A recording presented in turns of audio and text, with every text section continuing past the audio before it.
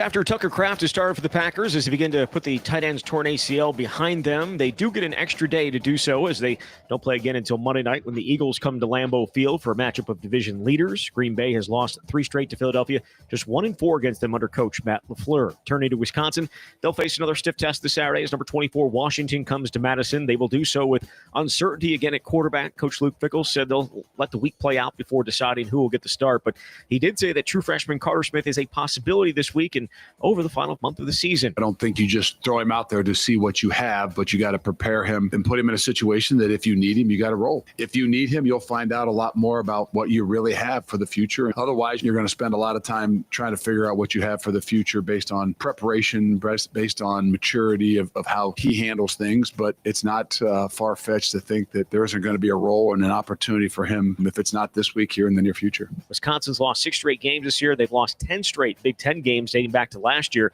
They have not gone winless in conference play since 1990, winning at least 2 games every year since. Kick on Saturday is set for 3:30. Rural Mutual Insurance, keeping Wisconsin strong. When a company only does business in Wisconsin, that's Wisconsin Strong. Rural Mutual provides all lines of insurance, including commercial, farm, home, and auto. And your premiums stay right here to keep Wisconsin strong. Local agents, local underwriters, local claims adjusters. Rural Mutual Insurance, keeping Wisconsin strong. Well, Milwaukee's still on the road today as they face off against Toronto. Bucks beat Indiana last night at a buzzer beater by Giannis Antetokounmpo, and the 24th ranked Badgers off until Friday when they face Northern Illinois. With this Wisconsin Sports Zone Network update, I'm Zach Kyle Pritt. No, it's very frustrating. I think everybody was feeling that as an offense. I think, first half we were limited in possessions, and in those games you got to maximize every time you're on the field. And we didn't do that. We were able to move the ball up and down the field, but we would stall out, turnovers, penalties, just a lot of stuff. I think we were doing it to ourselves more than anything too. So definitely frustrating to not be able to put up more points than that.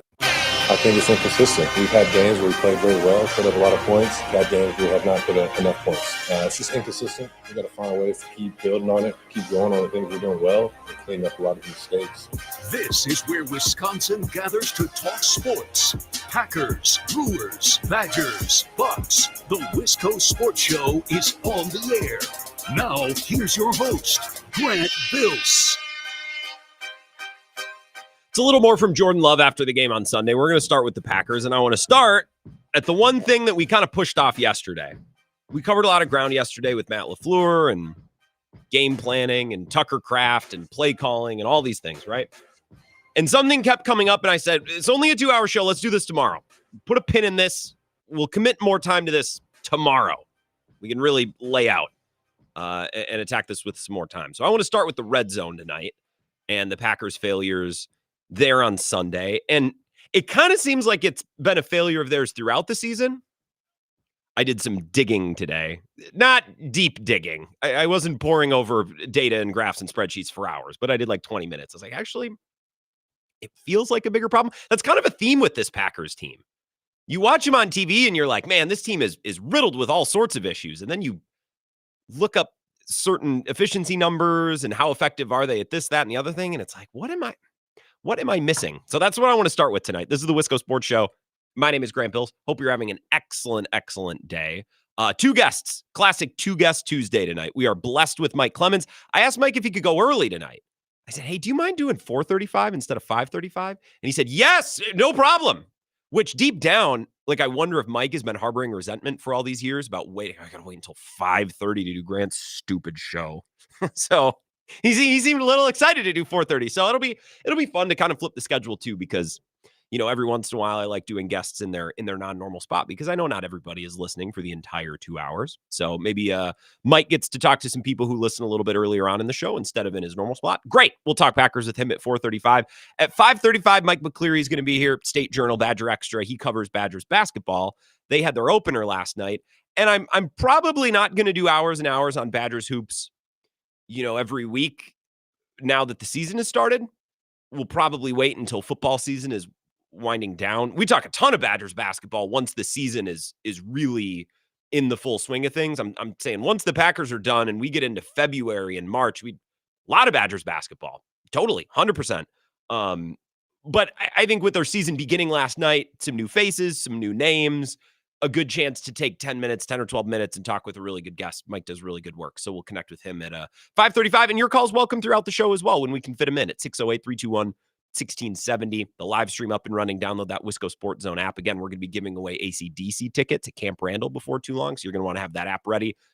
Our website, wiscosportszone.com, will do the trick as well. But you can always watch the live stream and find the podcast to all of our shows on that app. It's really slick. And then, YouTube, Facebook, Twitter. I'm on Twitter. Would appreciate a follow at Wisco Grant. By the way, we talked a lot about Matt LaFleur yesterday. And I don't think we went over the top. I did a podcast earlier today with our friend Bart Winkler, who's been on the show. Paul Immig. I do a podcast with them once a week. It's a good time. And Paul was asking us, what do you think the approval rating of Matt LaFleur is? And it would be really easy to say 80% of people disapprove of him right now. But when you really take a deep breath and think about it, I bet it's pretty close to 50-50. If you would have asked people on Sunday, that number probably would have been pretty negative. I bet 60% of Packers fans would still say, yeah, he's a good coach. It's just that the 30 or 40% that are really out on him are a lot louder. And that's true, by the way, with all things in life. The people who don't like something are always louder than the people who do. You know what I mean? So that's not indicative of Matt LaFleur or Packers fans. That's just human nature. I don't think we went over the top on Matt LaFleur yesterday. I think we snuck in lots of caveats in our discussions about how their O-line is really struggling and they're banged up. They suffered an injury to their most important offensive player, Tucker Kraft. They lost a couple of wide receivers as the game went along. Love threw a bad pick. The kicker missed another field goal. Not saying that Matt LaFleur was perfect and everybody else let him down, but it's a little bit more complicated than why won't Matt LaFleur just let it? Why won't he just let it fly? Why won't he just let Jordan Love cook? He's holding back Jordan Love. It's a little more complicated than that. And I think we talked about that last night. My criticism of Matt LaFleur was big picture, the biggest of big pictures. Organizationally, top to bottom, it seemed Carolina came in with a clear-cut idea of this is what we're going to do. This is how we're going to attack the Packers. This is how we're going to mitigate our shortcomings here, there, and there. And it worked perfectly. And the Packers told us after the game, we expected it. We knew what was coming. And I don't know if they just thought we're better, we're more talented, we're at home, we'll win anyway. Or if they had a game plan and it just didn't go very well or they just didn't execute. I just thought organizationally, the Packers were outclassed on Sunday. That starts with the head coach, and that is a little concerning to me. That was my take yesterday. A lot of you called in and cited situational play calling, fourth down, red zone. I think that's the story of the game. And again, I think this soundbite from Matt LaFleur on Sunday after the game sums it up pretty well. I mean, this is a story of the game in 13 seconds. We had 3 possessions in the first half, a 9-play drive, a 9-play drive, and a 10-play drive, and we had 6 points. So there you go. It's going to be tough if we can't figure out and score in the red area, and it's just going to be tough to win football games. It's not that they couldn't move the ball. It's not that they couldn't possess the ball or put together a drive. It was the situational stuff. Executing in the red zone, executing on fourth down, deciding which plays to run in those critical spots. Maybe we can get into that. Now, it's funny. We've reached a certain portion of the week now. I haven't come up with a perfect name for this yet. Maybe we can just call it, we've reached the stats and graphs portion of the week, where if you go on Twitter or you go read about the Packers or you go on Facebook or wherever you consume, Blue Sky, wherever you consume your stuff throughout the week, we have reached the stats and graphs portion of the week, where we are inundated with numbers and pictures and graphs and tables and stats of actually look how amazing the Packers are. I clipped a couple, and if you're watching on the simulcast, I'll throw them up on the screen for our radio audience. I'll do my best to explain. This graph was from Greg Olson. Passing and rushing efficiency in 2025, weeks 1 through 9, win probability 0 to 100%, meaning in the normal flow of the game, these are the best offenses in rushing EPA per play and dropback EPA per play. The Packers are far and away the best team in football in passing, in dropback EPA per play, expected points added per dropback. They are head and shoulders better than Seattle and New England, the next closest teams. They're better than Buffalo. They're better than Detroit. Markedly, they're better than the Rams. They're better than the Cowboys. They're better than the Chiefs. They're better than everyone by a lot. Now, rushing, they're slightly better than average. There are no slouches there either. But if you were shown this graph, you would think, well, the Packers might just be the best offense in football, right? Again, we've reached the stats and graphs portion of the week. I clipped this tweet from Peter Bukowski earlier today. If somebody's tweeting about EPA or DVOA, you better believe it's our friend from Locked On Packers. Peter, he tweeted, for all the complaints, many of them valid, the Packers are 7th in DVOA. They're only one of 4 teams to be in the top 10 on offense and defense. They're ahead of the Eagles on offense, defense, and overall, right? Another week of stats and graphs telling us that the Packers are actually much better and much more effective. And in some cases, they're elite, even though our eyes would tell us there's something not right there. There's something that's not really clicking. And I think situational execution, as so many of you called in and talked about yesterday, such a big reason for that, right? If you're marching the ball up and down the field in between the 20s and you're accruing yards and you're accruing completions and you're accruing first downs and you're moving, you're producing, right? That's going to make these numbers look pretty good. Your EPA per play, whether it be rush or drop back, probably going to be pretty good. Your DVOA, probably going to be pretty good, right? These big picture numbers are probably going to look pretty good. But if you can't punch the ball in the end zone when you get to the red zone, or you can't make field goals, or you don't go for the correct fourth downs, or you don't execute on those fourth downs, you can march up and down the field in between the 20s all you want, and you can rack up yards, and you can rack up conversions, and you can rack up time of possession. But if it doesn't amount to points, it doesn't mean a whole hill of beans on Sunday, right? And this is Matt LaFleur one more time. This is We had 3 perfect. possessions in the first half, a 9-play drive, a 9-play drive, and a 10-play drive, and we had 6 points. So it's going to be tough if we can't figure out and score in the red area, and it's just going to be tough to win football games like that. Winning football games, that is the goal. Scoring enough points to win football games, not necessarily to dominate the stats and the graphs that we see Monday through Friday. So I did some digging today. I said there has to be a classic or a traditional situational stat, let's say, that would bear this out. There has to be a situational stat, red zone, fourth down, third down. There's got to be some stat somewhere where you can circle in red and go, there it is. That's the thing that's missing. That's what's lacking. There's the number that's in the bottom half of the league or in the bottom third of the league. Well, red zone came up a lot yesterday. Let's start with the red zone. The Packers were 7th in touchdown percentage coming into Sunday. 7th. They're pretty good. Now, after a horrid day in the red zone on Sunday, they're 10th. That feels not that bad. Packers fans, if I would have asked you today, where do you think the Packers rank among all of the other teams in the NFL in red zone efficiency? Meaning, once you get in the ball in the red zone, are you scoring a touchdown or not? That's what this stat would tell us. I would have said lower than 10th. I certainly would have said lower than 7th coming into the game. Like they were top, there's 32 NFL teams. They were in the top quarter, 7 times 4, 28, which means they're actually better. They're comfortably in the top quarter, the top 25% of the NFL, I think.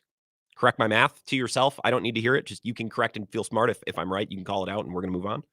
So they're in the top quarter. The red zone numbers have actually been pretty good. And that's not a cherry pick stat. That's a holistic of all of the trips that the Packers have taken into the red zone in NFL. They have scored touchdowns in those trips at a better clip than every other team outside of the top 25% coming into Sunday. They took a little bit of a dip after Sunday, but of course they did. We watched the game. They couldn't tell their ass from a hole in the ground when they got inside the 20. They were a mess, turning it over, missing field goals, fumbled the whole shooting match. Okay, what about third down? Right? That would make sense. If you can't convert on third down, you're going to have to stop and settle for a field goal. You're going to have to stop and settle for a punt. So third down, that's a situational stat. That's an important intersection in the game. Do you know the Packers, and this isn't surprising because I actually looked this up a week or two ago. Do you know the Packers are 0.2 of a percentage point away from being the best team in football on third down? I believe the team that's above them is the Chargers. Let me see if I still have it open.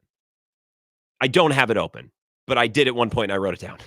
They're 0.2 of a percentage point below, I think, the Chargers for number 2. They're number 2 in the entire National Football League in third down conversion rate. So it's not like they're pumping out yardage on first and second down, but when they get to third down, things come crashing down. That's not the case. They're 6th in fourth down efficiency. So again, comfortably in that upper 25%. It's the wildest thing.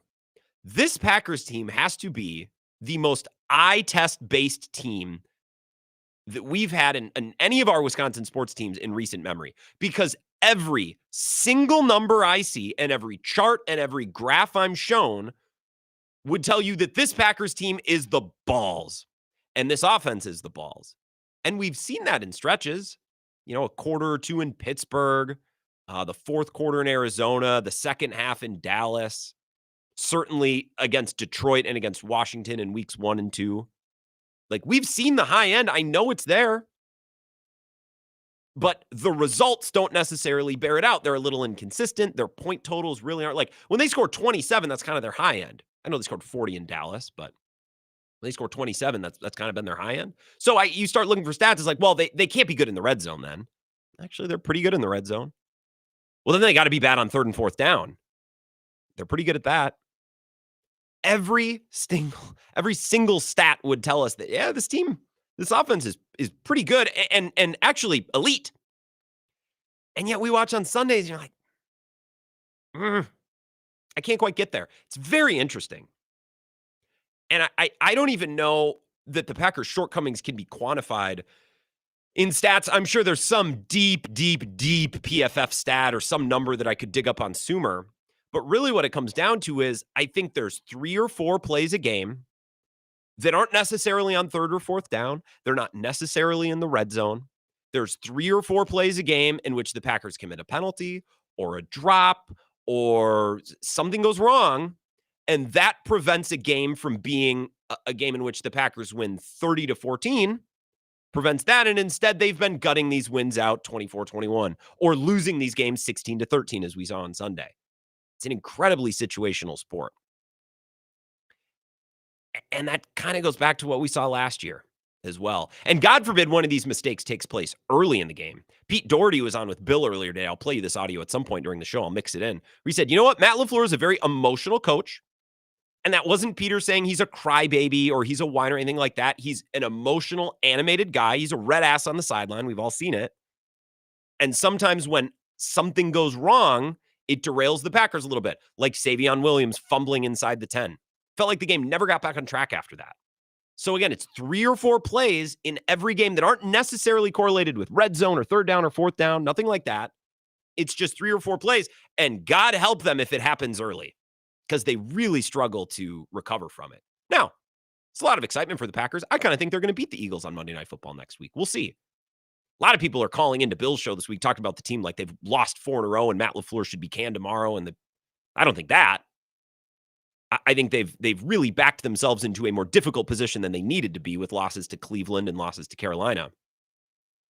But it's just a couple plays a game. And again, God forbid one of those plays is early on, because they really struggle to bounce back from that. Mike Clemens is going to be here in 15 minutes, so let's break a couple minutes early. I will get to your phone calls next if you're interested at 608-321-1670. Share thoughts on the Packers. Also give you a couple of just notes about what happened at the NFL trade deadline today. Some insane trades worth talking about for a couple of minutes, even though the Packers weren't involved. So that's coming up next. This is the Wisco Sports Show with Grant Bills on the Wisconsin Sports Zone Radio Network. The Zone Blitz pregame bash is back. Every Wisconsin home game 2 hours before kickoff at the Blue Moon Bar and Grill. And this year, do I have something special for you? It's a perfect snack for game day or any day. Wenzel's Farm Pro Snack Sticks. Come see me and I'll hand you 16 grams of protein to fuel you through the day. Wenzel's Farm offers that and so much more, crafted in small batches using premium cuts of meat, perfectly seasoned, and naturally hardwood smoked. Check out wenzelsfarm.com. Made by pros for pros. The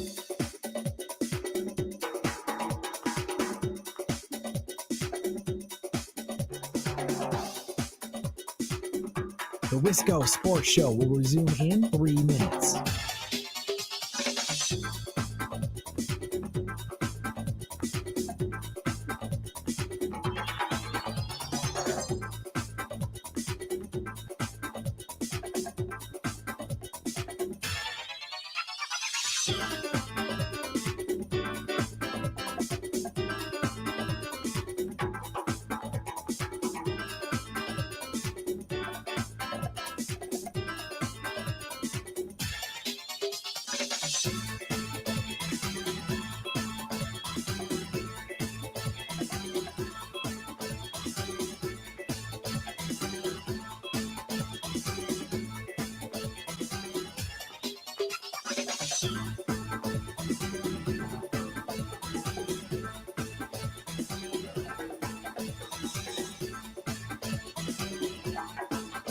The Wisco Sports Show will resume in 2 minutes.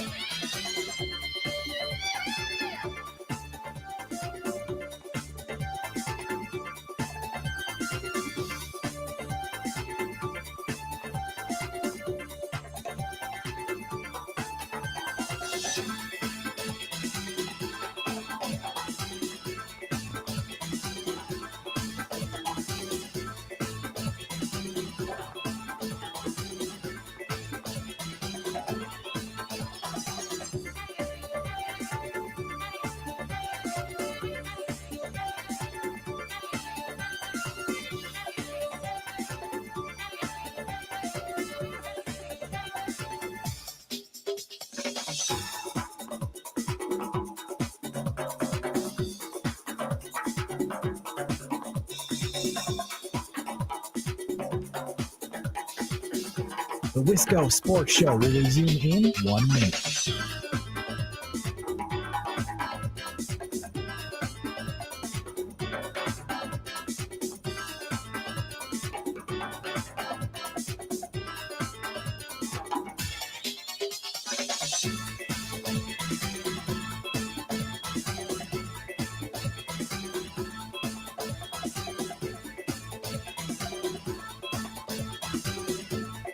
The Wisco Sports Show will resume in 30 seconds.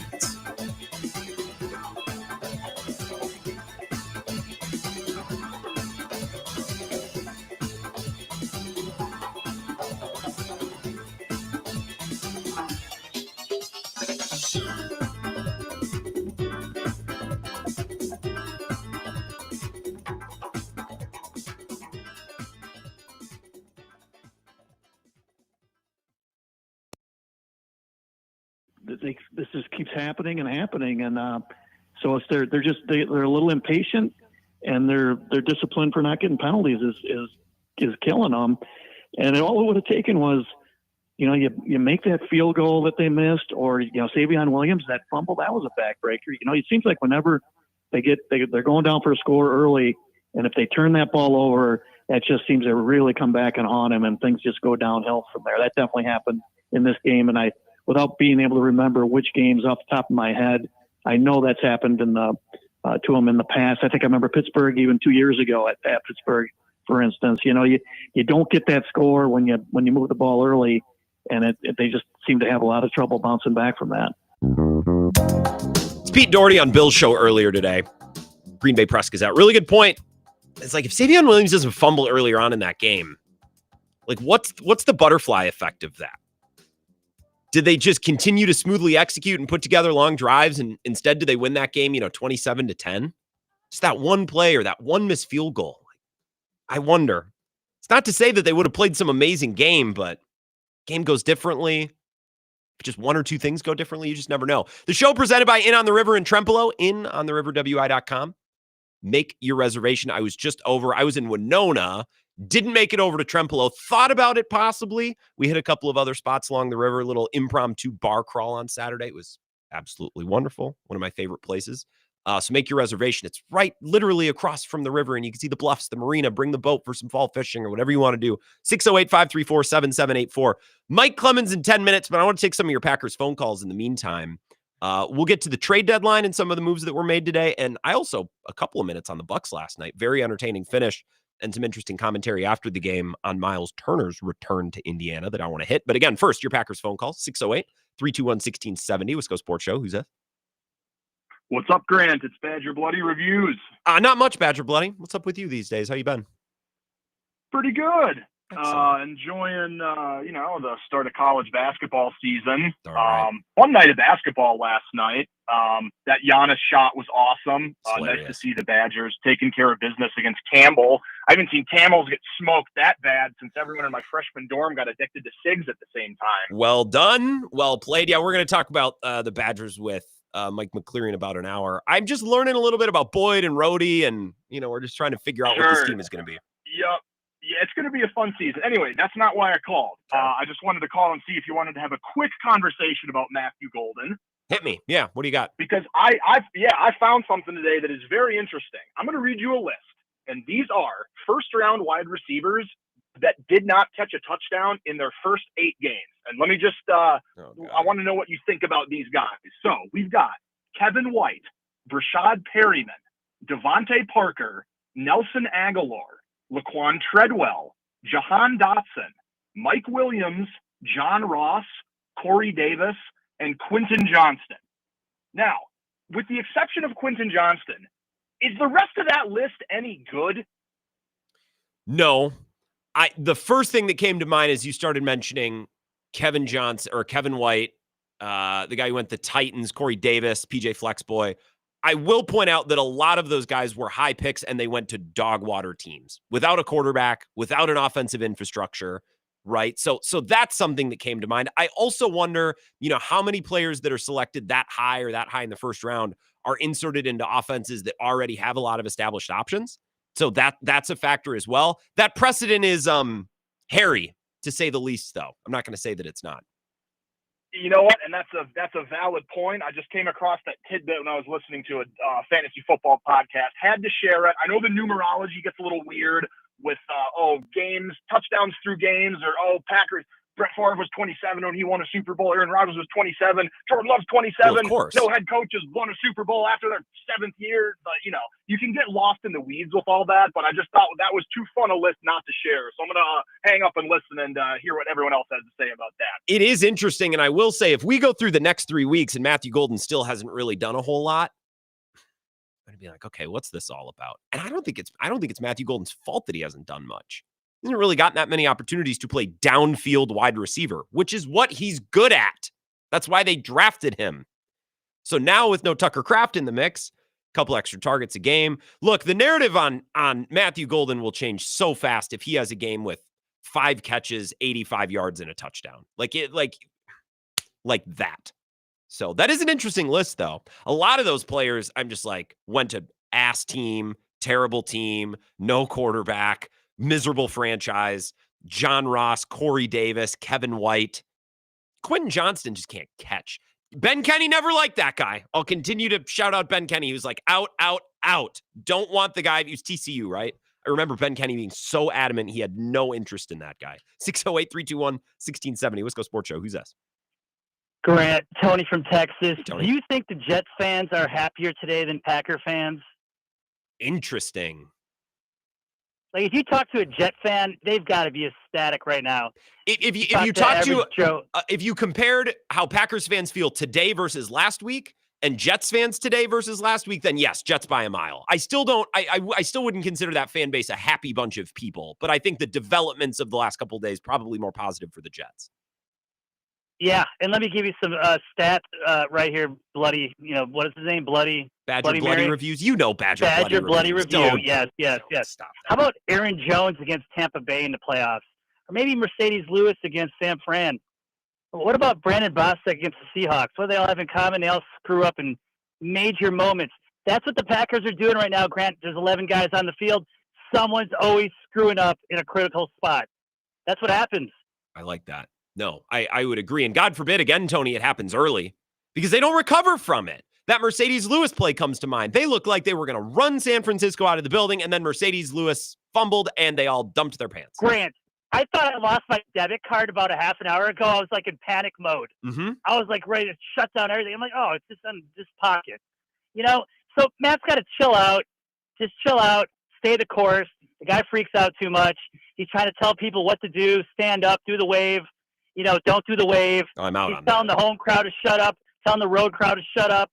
It's like, just worry about your script. Stick to the plan. Don't go into panic mode. And just play, run the ball if you need to run the ball, but pass, you got to pass. Guy just freaks out and does weird plays sometimes.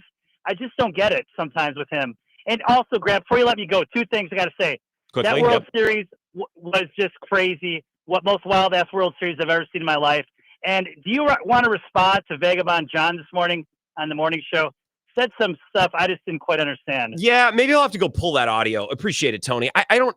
Vagabond John's been blasting UW for firing Chris and hiring Fickle for 4 years. And I got to tune into Over the Line this morning as I'm at the gym working on my wellness and hear Vagabond John. Yeah, I don't know what was going on 4 to 6 last night. I mean, Matt LaFleur said that he made a mistake. What do you want? He's human. That's what makes sports fun. What am I listening to from Vagabond John? He might be on hold. That would be my luck. Let's take a Let's 2 more calls. You get about 90 seconds apiece because we got to get to Mike Clemens. Wisco Sports Show. Who's this?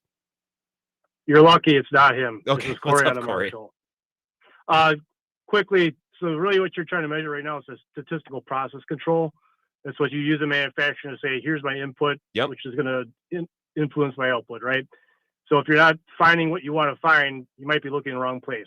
I would say the special teams and the mistakes they've made as special teams have been the biggest influence, even though the offense and defense look from the charts and graphs that you said, because you look back at Cleveland, this recent game, in Dallas, you can point to 4 big plays between those 3 that lost in the game on special teams amongst the plethora of penalties.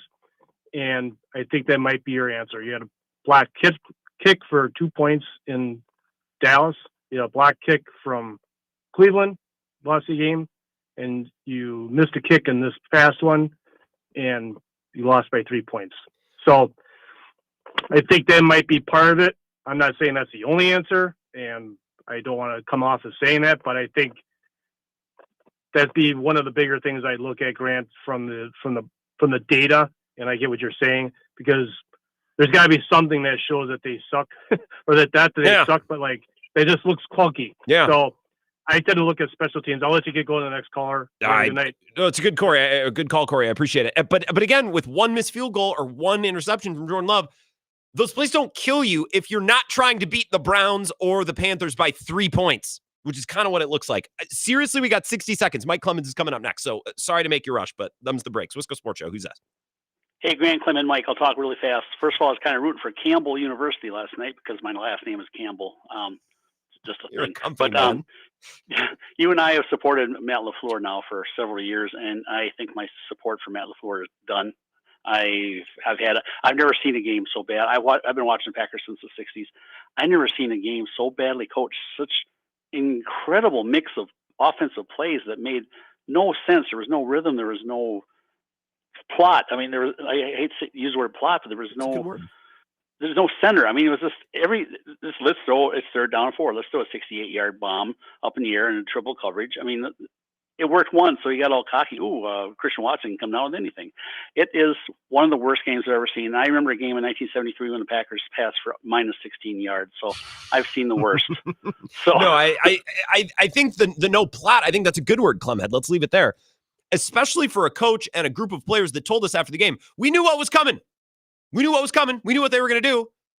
Okay, then why did it not really look like during the game that you had prepared for that? You just kind of wandered out there and said, all right, well, let's give it a try. No plot. I think that's a great word, Clemhead Mike. I appreciate the call. We'll come back on the other side of this break. Mike Clemens an hour early. What a fun change of pace this Tuesday. This is the Wisco Sports Show with Grant Bills on the Wisconsin Sports Zone Radio Network.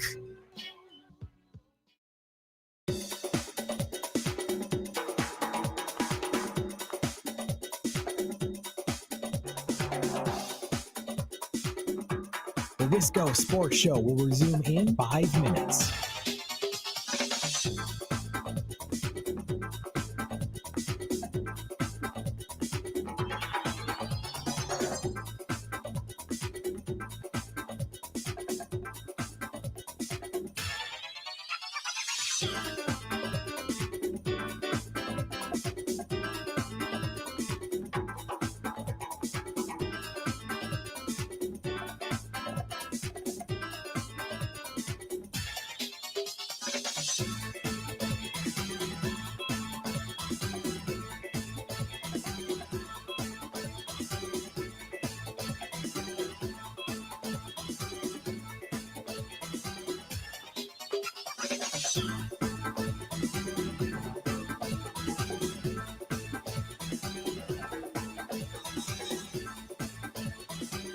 The Wisco Sports Show will resume in 4 minutes.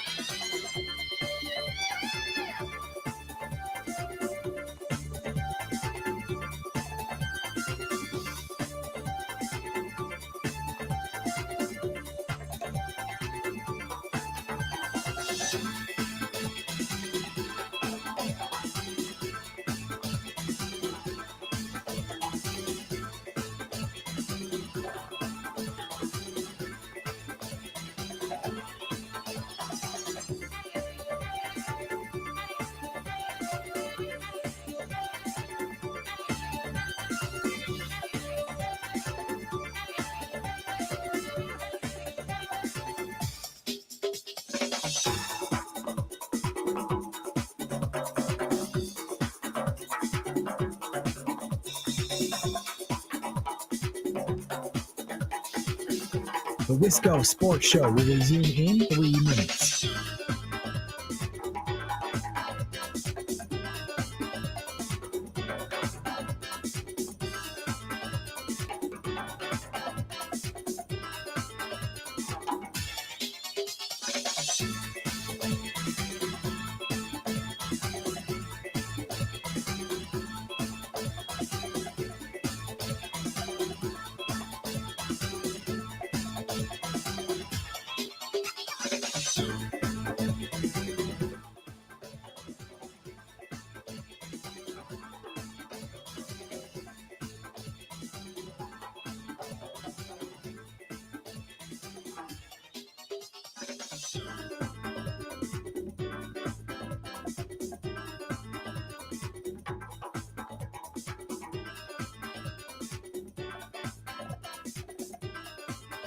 The Wisco Sports Show will resume in 2 minutes.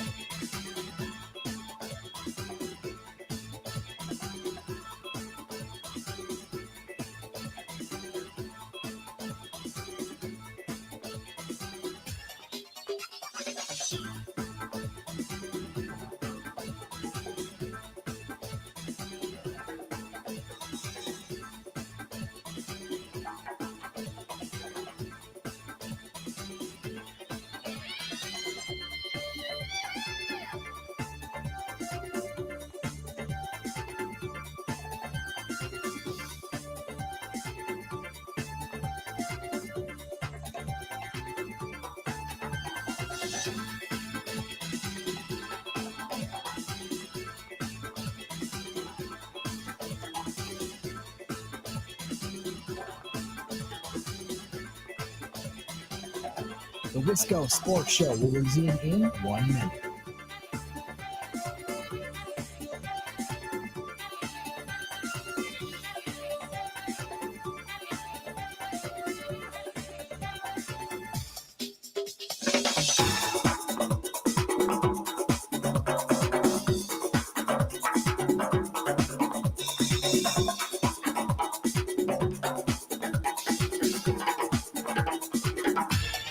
The Wisco Sports Show will resume in 30 seconds.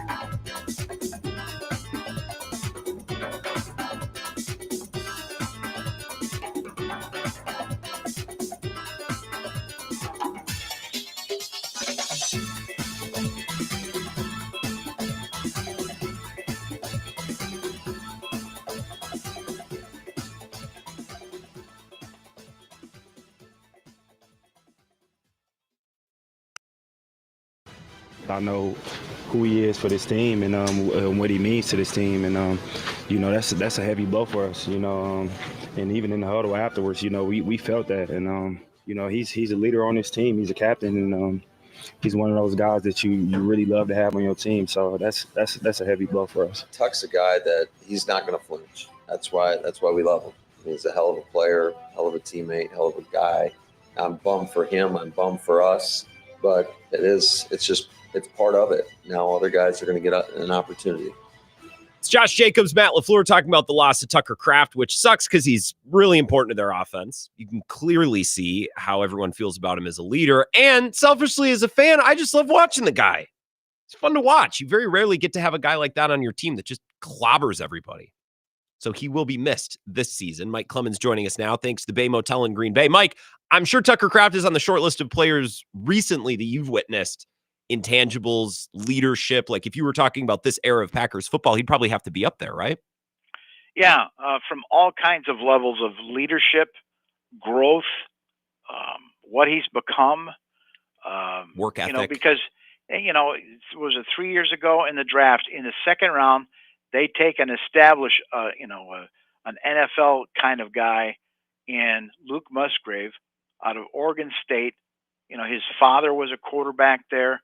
So was his Uncle Bill. His Uncle Bill, was an NFL quarterback and now a coach, long-time NFL coach. But Luke has, like the lacerated spleen and other injuries. So it takes him off the field, and that opens the door for the number 3 round pick, Tucker Kraft, to get more of those reps, to take advantage of the situation. And you think Luke Musgrave is this talented receiving type of tight end. And then when you draft Tucker Kraft in the 3rd round, out of South Dakota State, from the town of Timberlake, South Dakota, population 500. Mm-hmm. But he's 6'5" and 259, and you think he's going to be the blocking guy and the number 2 tight end. Well, he not only becomes the number 1 tight end, but he's in circles like with George Kittle and even Travis Kelce. He meets those guys in the off season. They have this little tight end university school, and he grows into this leader to the point where after the win in Pittsburgh, I was coming back from the Steelers locker room where I got some clips from Aaron Rodgers and their team, and I'm heading back, and here comes Matt LaFleur out of the locker, one of the last people out to get on the team bus in Pittsburgh last week Sunday night.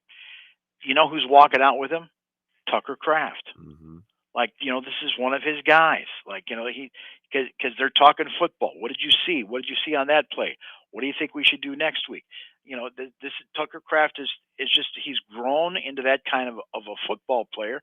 He lives, eats, and sleeps it, and that's the kind that you want. And then so we talked to Tucker after that game against the Steelers, and just in terms of the feel of that game, how they came back in the second half. Remember, they were trailing the Steelers. So he talked about the motivation. And then there he is out there on the right-hand side of the field. Jordan Love is in trouble. He's about to get sacked. He floats this ball up to the right-hand side. Tucker catches it between 3 guys, including Darius Slay, takes the ball and turns around in between 3 defensive backs, turns it into a 59-yard gain, and he talked about that play. Well, I wasn't the main reading that play. It was just he had pressure. He had to get rid of the ball. I just saw that thing floating up in the air, and it reminded me that Seahawks game where we had that offsides free play. I just went up, came back, attacked the ball, grabbed it, and then I just felt a bunch of space and used my offhand, got a couple stiff arms, just kept running. Anytime I get the ball in my hands, all I'm thinking about is north-south. How can I squeeze every amount of yard out of this play? Those opportunities came to me today, and I just executed. We came to the locker room, we looked ourselves in the mirror, and we said that wasn't good enough. We came back out in the second half and we executed. I think they missed a little bit of all that, everything he just described in the second half against Carolina after he gets hurt. Coming back to the ball, which I thought they did a poor job of, especially on that 4th and 8 that they didn't pick up. And then also, just the gumption to come back after early mistakes. It was clear they didn't have it on Sunday, Mike. Yeah.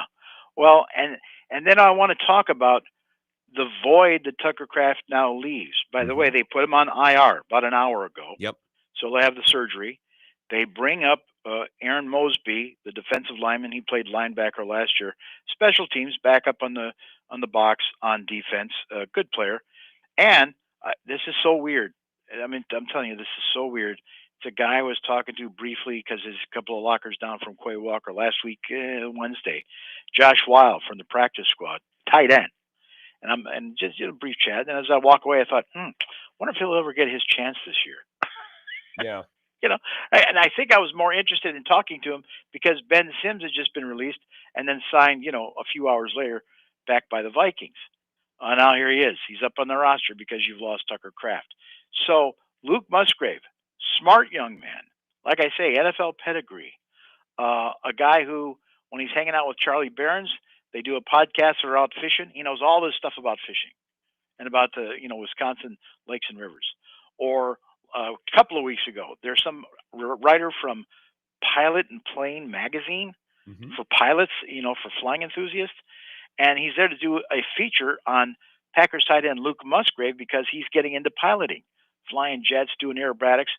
Very interesting guy. And then you're trying to talk football with Luke, and it's like, yes, no, very guarded, which is fine, and it's not like you have to be a soundbite machine for us, but at the end of the day, who's walking out of the locker room after a Steelers game? It's Tucker Kraft because he can articulate. He just lives, eats, and breathes football, right? Not to say that Luke Musgrave doesn't pay attention to detail and won't turn into a great tight end here, and he stepped it up in the game against the Panthers. But this is also understanding that Luke just went through the shock of seeing his buddy Tucker Kraft go down and cart off the field. But this is what was Luke taking some ice off his shoulder at his locker after the loss to Carolina on Sunday. Yeah, it sucks. We know what kind of energy Tucker brings, and it's tough seeing him go down. 2 years ago, you went down with an injury. Yep. Stepped up. The team's going to rely on you if he's out for a while. I'm just going to focus on doing my job. We got a great team, but I'm just going to focus on doing my job. Is part of that bringing that now, being that source of energy? I'm just going to focus on doing my job. I'm just going to do my job. What clicked for you on the final drive? Those 3 catches. What clicked? Nothing. Just kind of doing my job. Seriously. Just running what the play was called. For you that were different in terms of how you recovered? We're obviously trying to call the play to get open. So, I don't know. I'd have to look at the film to see what coverage they were in. Some games, the ball might only come to you, once or twice. I'm just focused on, again, just doing my assignment, doing my job, just trying to do everything I can do to help the team win. So whatever that might be, I'm game for. Well, not the most interesting soundbite. Mike Clemens is here. Thanks to Bay Motel. And I'm sorry I got to you a little bit late, Mike, so we have to move somewhat efficiently here. But it's also not lost on many Packers fans that the second they get Christian Watson back, and you're like, all right, everyone's here, well, then Tucker Kraft immediately goes down. And that's got to be weird, or that's got to be a bummer for everyone, but certainly for Christian Watson. Like, man, that sucks. Yeah, during the injury timeout, there's number 9, Christian Watson, staying in the huddle. You can see him looking over the medical team. Tucker there grabbing the back of his right leg. Christian knows what the hell's going on, and he talked about it after the game. That's real tough. He's definitely a big, part of our offense, a big part of this team. Just to see him go down, or really to see anybody go down, but especially Tuck, it definitely hurts us. We're definitely a better offense when he's out on the field, so it's tough. But it's also just the next man up, and everybody's got to be ready to go. Mike, I know we want to talk about some of the other details of the game other than Kraft, but with your experience with these guys, 30 or 60 seconds here, do they have, it doesn't sound like Musgrave is that guy. Dobbs is pretty guarded. Do they have other voices on this offense that can step up other than Jordan Love to fill a little bit of that void? No, but the door is open, Sure. for that kind of personal growth. And, you still got plenty of leaders in there between Micah, between Xavier, between Josh Jacobs. There's still plenty of. Sure. Yeah. I forgot about Jacobs. Yeah, that's a good one. There's still plenty of voices, but you've lost you've lost like the number 3 guy on this team right now. Yeah. How about, how Carolina was able to win with just 11 completed passes, keep the ball on the ground, kind of dominate the time of possession, run the football like they did. And, you've got Rico Dwaddle rushing for 130 yards, averaging over 5 yards a carry. He had a 29-yarder. And then the killer is the 19-yard run with, about 2 minutes left to get you into winning field goal position.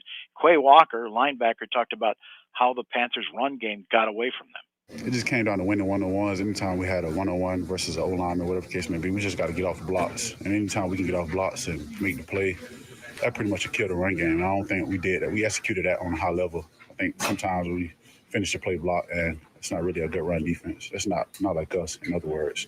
Mike, what was frustrating, and I think you hinted at this on Bill's show yesterday, and we emailed about this. I found so many sound bites from LaFleur and Jacobs and all these players. It didn't seem like a secret. They weren't surprised by what Carolina came in and did to them. They knew they were going to try to run the ball and do all these things, and yet they got beat by it all the same. Whether they didn't game plan for it or they game plan poorly, I don't know. I've heard that from so many players, and it's frustrating to me. Well, I see people on Twitter saying fire LaFleur and all that. You're not there yet. But Sunday raises a serious question about the ability of the Packers coaching staff to make in-game adjustments, because you had a pretty good idea what was coming. Yeah. Or you also know, geez, what's the last thing you want to face?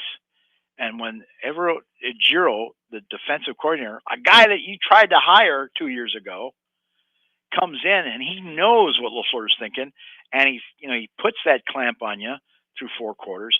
Now, Jordan Love to me is a in the zone kind of player. Like when he beat the Cowboys in the playoff games, or when he turned around those last 3 or 4 weeks in his first year taking over as a starter, and various periods. When he gets in the zone, look out. It needs to be a little bit more consistent. So it's the start of the 4th quarter. You're trailing, and you need a big play. So he takes the ball. He goes to his right, and he's under pressure. And then he goes to his left. And I think, oh, here it comes. Here comes the magic moment, right? And he flips the ball on a 4th and 8 from the Carolina 13, and it lands in the end zone Mike Jackson, the defensive back, almost had a chance to pick it off. He could have taken it 105 yards for a touchdown. I asked LaFleur about the play. Is he asking Romeo to move over to the corner of the end zone? Or? I don't know. I haven't talked to him specifically about that play. I think he was trying to throw a jump ball to him, and Rome got pushed out of the end zone, so he can't be the first to touch. Now, obviously, we don't necessarily want to be throwing back across the grain. Even if it is fourth down, I'd rather him throw into the side where he's scrambling to. But Rome's still got to try to make a play on the ball, because last thing you want to do is give up a pick six in that situation when it's still a one possession game. So, and if he establishes himself, somebody else touches the ball, then he's eligible. So, that was a tough play. As I saw it happen, I was thinking the scramble drill. You guys work on that all the time. We do. And so does the defense. And they did a pretty good job of, that's what you're taught to do. You're taught to make sure they call it plastering, and you get a body on a body. And then if somebody gets close, that's why we always try to save two in the back of the end zone so you don't get pushed out of bounds. And then we always say stay off the ticks, the hash marks on the sideline, so you don't get pushed out of bounds. Obviously, they did a better job than we did. And really, when it comes down to that play, we didn't do a great job in pass protection on that play.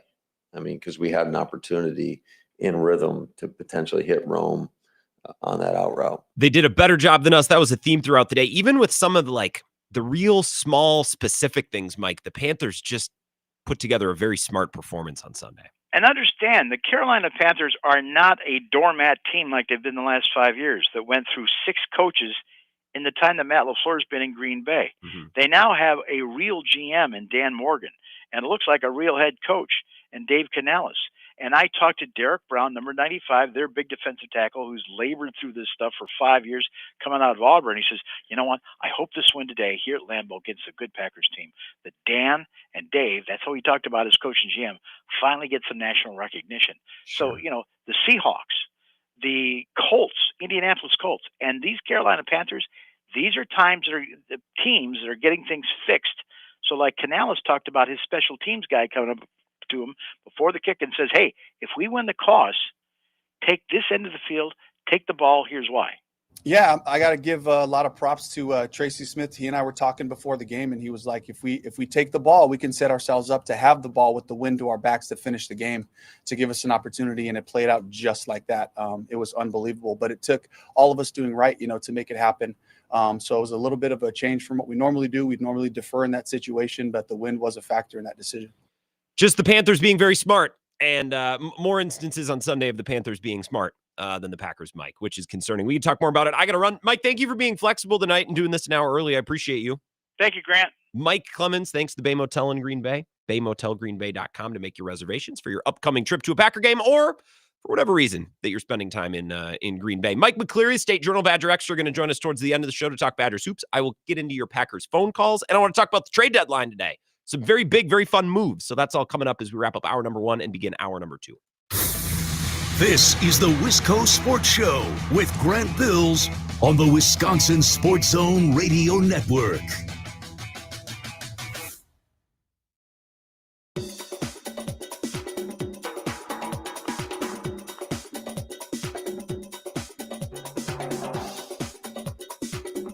The Wisco Sports Show will resume in 3 minutes.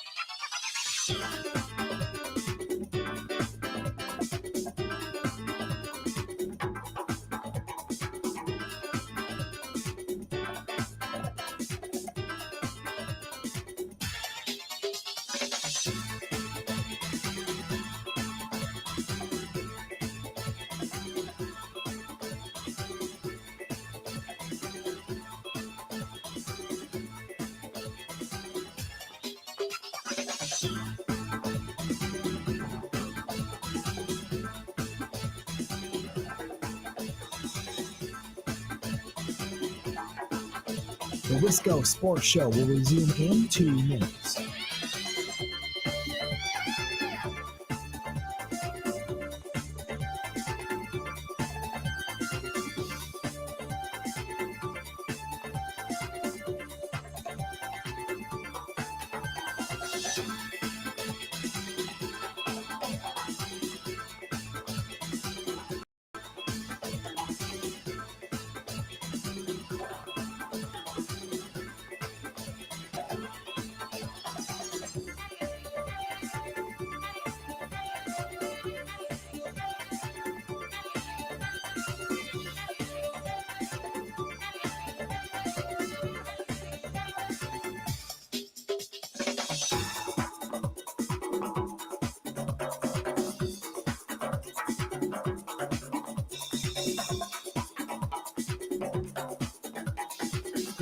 The Wisco Sports Show will resume in 1 minute.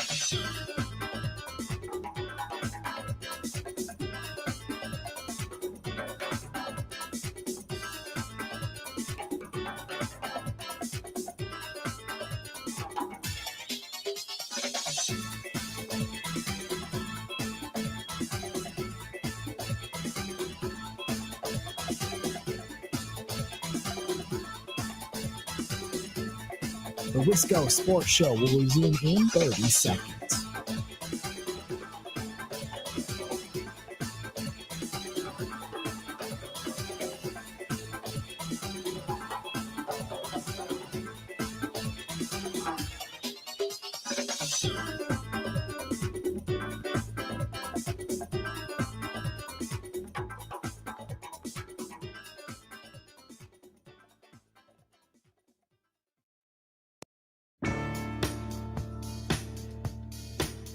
Wisco Sports Show, hour number 2, Mike McCleary, Badger Extra going to be here, talk a little Badgers hoops to wrap up the night.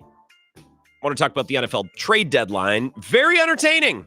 The Jets decided to blow the thing up, and I'll give you some thoughts on that and take more of your Packers phone calls as well. Some texts. I always neglect the text line. I apologize. Boathouse Tom says, the Packers know how to hold the ball. They know how to move the ball, but you don't know how to score with the ball, and the important part is to score. Yes, that is the most important part of it all. Which is so weird because the red zone numbers are good. The third, the fourth down numbers are good. It's really hard to parse out this Packers team's shortcomings in some sort of a cut and dry counting stat.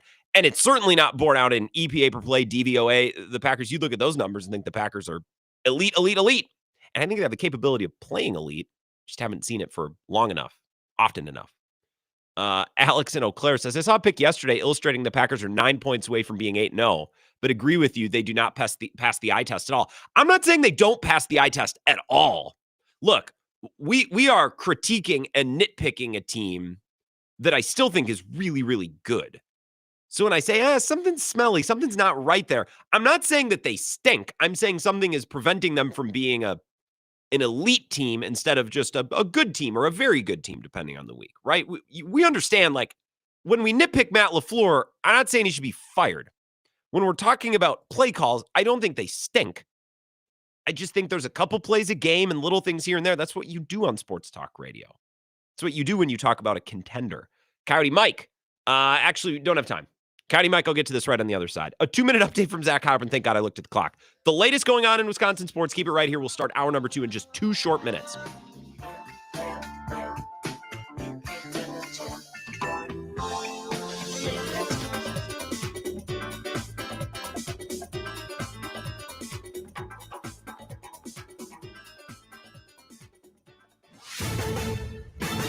This is a Wisconsin Sports Zone update. Well, it's an off day for the Packers up in Green Bay, but the team's still coming to grips with the news that Tucker Kraft will miss the rest of the season with a torn ACL. A tight end, the Packers' leading receiver and one of the more versatile weapons in the league. He also is a leader in the locker room, one of the team's captains. That's where the loss hits the hardest for guys like Josh Jacobs. I know who he is for this team and what he means to this team. And, that's a heavy blow for us. A lot of the guys, even, in the locker room and even in the huddle afterwards, we felt that. And, he's a leader on this team. He's a captain, and he's one of those guys that you really love to have on your team. So that's a heavy blow for us. Packers regrouping as they get ready to start preparing for a visit from the Eagles next Monday night. A couple other injury notes. Wide receiver Matthew Golden and offensive lineman Aaron Banks both left Sunday's game with injuries, but not expected to be long-term things. Cornerback Nate Hobbs, meanwhile, suffered a knee injury to keep him out a couple of weeks at least. Turning to the Badgers, Coach Luke Fickell not willing to name a starting quarterback yesterday for Saturday's matchup against number 24 Washington, but he did say that true freshman Carter Smith is a possibility. Rural Mutual Insurance, keeping Wisconsin strong. When a company only does business in Wisconsin, that's Wisconsin Strong. Rural Mutual provides all lines of insurance, including commercial, farm, home, and auto. And your premiums stay right here to keep Wisconsin strong. Local agents, local underwriters, local claims adjusters. Rural Mutual Insurance, keeping Wisconsin strong. Well, the Bucs are in Toronto. It's where they're going to play the second game of a back-to-back after beating Indiana last night at a Giannis Antetokounmpo buzzer beater. And Wisconsin off to a 1-0 start after beating Campbell last night. 24th-ranked Badgers going to face Northern Illinois on Friday. With this Wisconsin Sports Zone Network update, I'm Zach Heil, Print.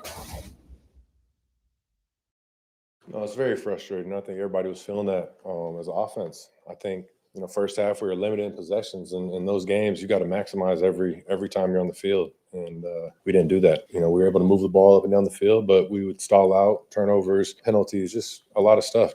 I think we were doing it to ourselves more than anything too. So definitely frustrating to not be able to put up more points than that. I think it's inconsistent. We've had games where we played very well, put up a lot of points. We've had games where we have not put up enough points. It's just inconsistent. We've got to find ways to keep building on it, keep going on the things we're doing well, and clean up a lot of mistakes. This is where Wisconsin gathers to talk sports. Packers, Brewers, Badgers, Bucks. The Wisco Sports Show is on the air. Now, here's your host, Grant Bills. Hour number 2. Appreciate Zach for his update as always. We're gonna talk with Mike McCleary, Badgers basketball. We've had Zach on the last 2 Tuesdays, and both instances when I've texted him, he's been like, "Really?" Because the last couple of years, we have Zach on every once in a while, but I'm not doing like multiple Badger guests a week typically. And anytime I have another Badgers voice on, whether it's our friend Nick Osen or Colton Bartholomew or whoever, Zach always gets his backup because he's offended. He's not really. He doesn't care. But this is how Zach is. He wants me to be bothered, and he just likes to throw a fit, which actually I love doing too. So I find it funny. But anytime I get another Badgers guest on, he goes, "Oh, okay. Oh, no, sure. No, they're great. Yeah, that's fine." He gets his backup. So when I texted Mike, who's going to join us at 5:35, I immediately then texted Zach. I said, "Hey, Zach, just as a courtesy, I'm letting you know I'm having another Badgers person on tonight, if that's okay." And he thought this was very funny. He approves. He likes Mike a lot. All the Badgers people like each other. But just know that we're doing it with Zach's blessing. Badger Extra. We'll talk Badgers hoops after they won their official opener last night, but more of like a season preview than anything else. What have we seen early on? And obviously, we'll pick up our Badgers basketball conversations a lot hotter and heavier once football starts to wind down. But the season's getting underway, and we can only complain about a Packers loss for so many hours on end, so I wanted to work that in. Your Packers calls, welcome, 608-321-1670, and your comments on the live stream as well.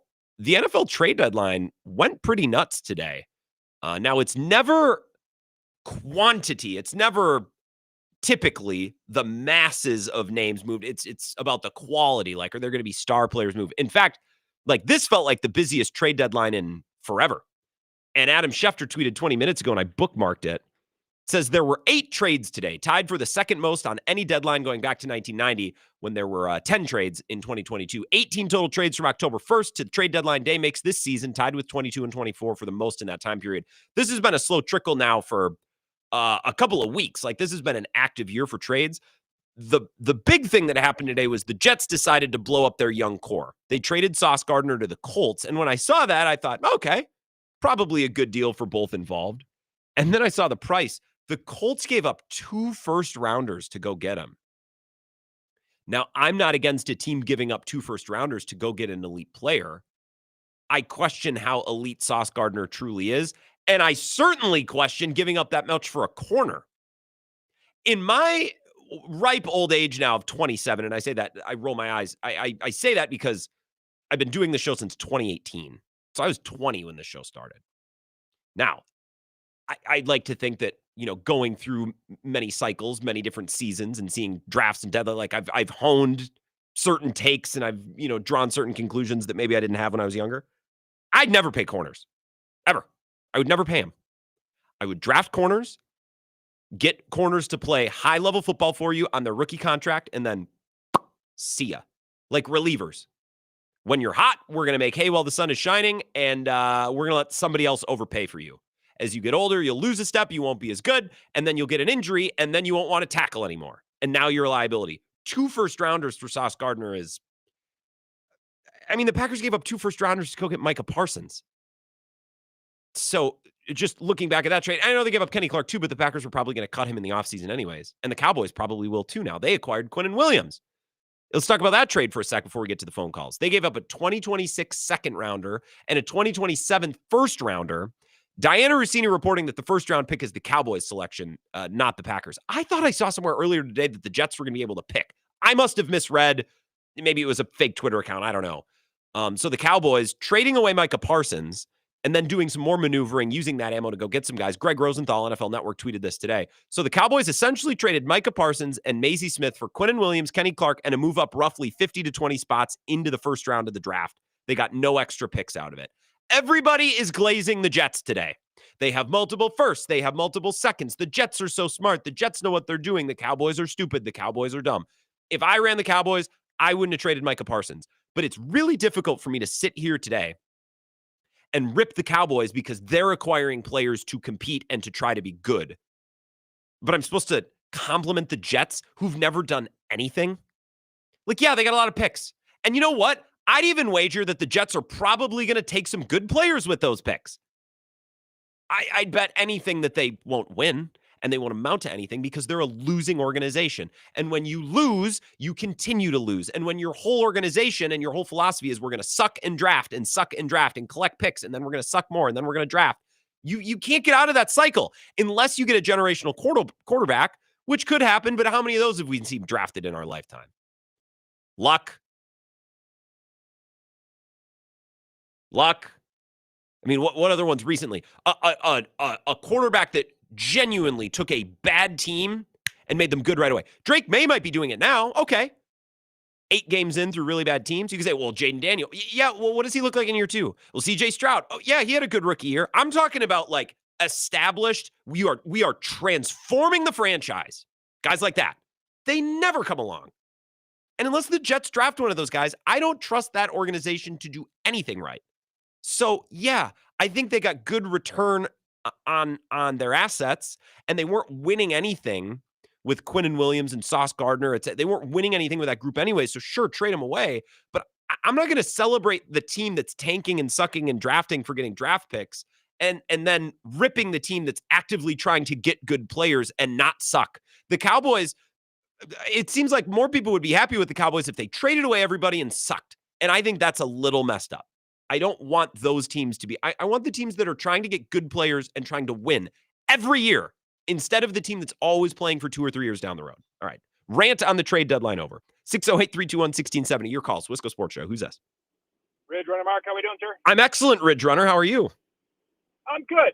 I had 2 thoughts. The first thought, I'm going to talk about the Jets because why not? Yeah. I think the problem with the Jets is that they don't realize their problem because the Packers did back in the late 90s.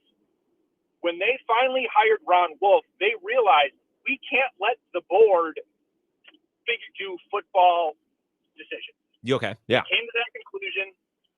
They bought into it. I can't remember who the president was when they hired Ron Wolf. It wasn't Mark Murphy. It was Andrew Brandon, Bob Harlan? Bob Harlan. And they wanted to do the Favre thing, and the board's like, oh, we can't do that. That makes no sense, blah, blah, blah, blah. And Harlan's like, hey, Ron, leave the room. Talked to the board, told them they're all idiots, went out to Ron, yep, go ahead and do it. And from that moment on, the board, i.e. for any other team, the owner yeah, is insulated from football operations. We're going to tell you about it so so you know what's happening, but this is what we're going to do to win. And if the Jet owner ever gets to that point, they'll probably start doing better. Right now, they don't realize it. All they think of, well, we need a good GM. And then they meddle with the GM and they don't let him run the team. Or we're just a head coach away. Mm-hmm. And then they say, no, you've got to play our first round guy because we drafted him and we know what we're doing. Mm-hmm. And they screw it up then. And that's the Jets' biggest problem. And it's the blessing of the Packers. It's got to be hell for a fan base too, Ridge Runner. That's a good call, because what do you do other than call sports radio and complain? What do you do? The guy owns the team. So look, this is good business for the Jets. They're not winning. I think I saw a tweet from Albert Breer today that was really good. I bookmarked it 3 hours ago. He tweeted this. This is perfect. He said, the new Jets brass is basically telling you that the talent they inherited was overrated. Whether that's true or not is a matter of opinion, but dealing off two of your three highest paid players at 27 and 24 screams that. Yeah, they're not winning. This is when they added Aaron Rodgers, they said, well, they just need a quarterback. They got Quinnen Williams, Sauce Gardner, Garrett Wilson, Breece Hall. And it was very clear that just wasn't even close to enough. So sure, trade him away and maximize value. Get multiple first, multiple seconds. Good. But is that ever going to turn into anything? Like, I give credit to the organizations that are trying to acquire players and win now and never suck and never tank. And it's not always sexy because you can't always talk about picks and you can't dig deep into the draft guides and you can't compare values, future picks versus this and that. But the Steelers, the Packers, the Cowboys, love them or hate them, like, these are teams that are not going to bottom out. Like, it's not in their vocabulary. It's not in their DNA. Those are the teams that I give credit for. So everyone wants to poke fun at the Cowboys today. I wouldn't have traded Micah, or if I had, I would have done it differently, sure. But, they're the ones that got the good player and are addressing needs and trying to build it up, and they're the stupid team. The Jets are the smart team. Is that what I'm being led to believe by some on the internet and on sports radio and TV? I just think that's silly. Line number 2, Wisco Sports Show. Who's this? Quick update before we squash our beef. 8 minutes ago, Matt Schneidman, Packers are looking into the possibility of signing cornerback Asante Samuel Jr., who was medically cleared yesterday, which changes a lot of what I was going to bring for a take. But if that happens, I'm all in. I mean, they just need another corner. They just need another body. So that would make me happy. Flesh. Yes. To address the beef, Grant, do you feel at all that you have walked back some of the fire and the passion that you kicked off yesterday's call? I don't think so. I don't think I was that unreasonable yesterday. There's shows all over the state and all over the country. Matt LaFleur's an idiot. He's a puss. Look at his eyebrows. He sucks. He can't play. I thought we talked about how the Panthers came in and out-executed and had a great game plan, and the Packers weren't ready for it, or they weren't. I thought we were very reasonable on last night's show. And then I turn on Over the Line this morning, and you're like, Matt LaFleur said he messed up. What do you want from him? He's only human. I'm like, what am I hearing right now from you? When I tuned in yesterday, I listened to Grant's opening Monday take after a loss, and I expected to hear, am I taking crazy pills? People are questioning Matt LaFleur. We went from MVP conversations about Jordan Love to, is he even a quality starting quarterback? I did say that at 5. I did that whole thing with Love at 5 o'clock. I can't continue to do for 3 weeks straight. He's unbelievable. And then he throws 1 interception. He has 3 on the year. Like, I can't do the thing with Love. I'm with you there. I think Matt LaFleur yesterday and this week deserves some criticism. I don't think I took it too far yesterday. I'll stand by that. I want to be crystal clear. I have been out on Matt LaFleur since the Tampa Bay Buccaneers playoff game. And I am desperate for a reason to jump back in on him.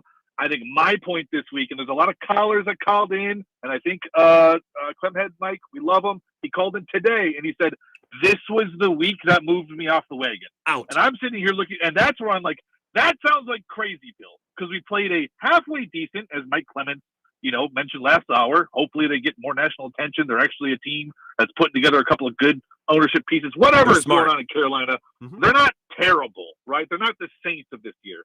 And if that's a game where we clunked through it, our special teams messed it up, Matt LaFleur made a couple of games. If that's the game that moved you off of Matt LaFleur, that's my problem, right? That's me wondering, where the hell have you been for the last 4 years? Because I didn't see anything. We've had these games the last 4 years. I'm just surprised at the angst and the fire, because we should be used to this. I'm more excited about the ceiling. I think Matt LaFleur always has a clunker in his bag at some point, and we saw that this week. But I'm more excited about the ceiling that we've seen in the growth from the players and Love at times. I still worry about the consistency like everybody else, and I want a reason to jump back in on LaFleur. For me, that's got to happen in the playoffs. And for me, making a big shift in your opinions of LaFleur after this weekend's game, that's my problem. And that's what I heard from a lot of callers. Grant, I'll give you you hear a lot, you deal with a lot from a lot of different stations and callers. I think Dave called you up for fence posting a little bit, which I know if Tony were in that situation, you might say, Tony, do you want LaFleur fired or do you not? I understand that you're in the business of it. It's difficult to do that. So I think that's where I was coming from. No, and I think that's reasonable. I'm with you 100% on Jordan Love. And if you missed the second hour of the show yesterday, I began the 5 o'clock hour by saying, look, people, the biggest Jordan Love fans and the biggest Jordan Love haters, we got to come to some sort of an understanding here because I'm going nuts. He can't go 4 weeks without an interception and then all of a sudden throw one and the sky is, and I don't know if he's the guy now. Like, how many games in a row does he have to go without an interception before an occasional interception is like, yeah, that's football?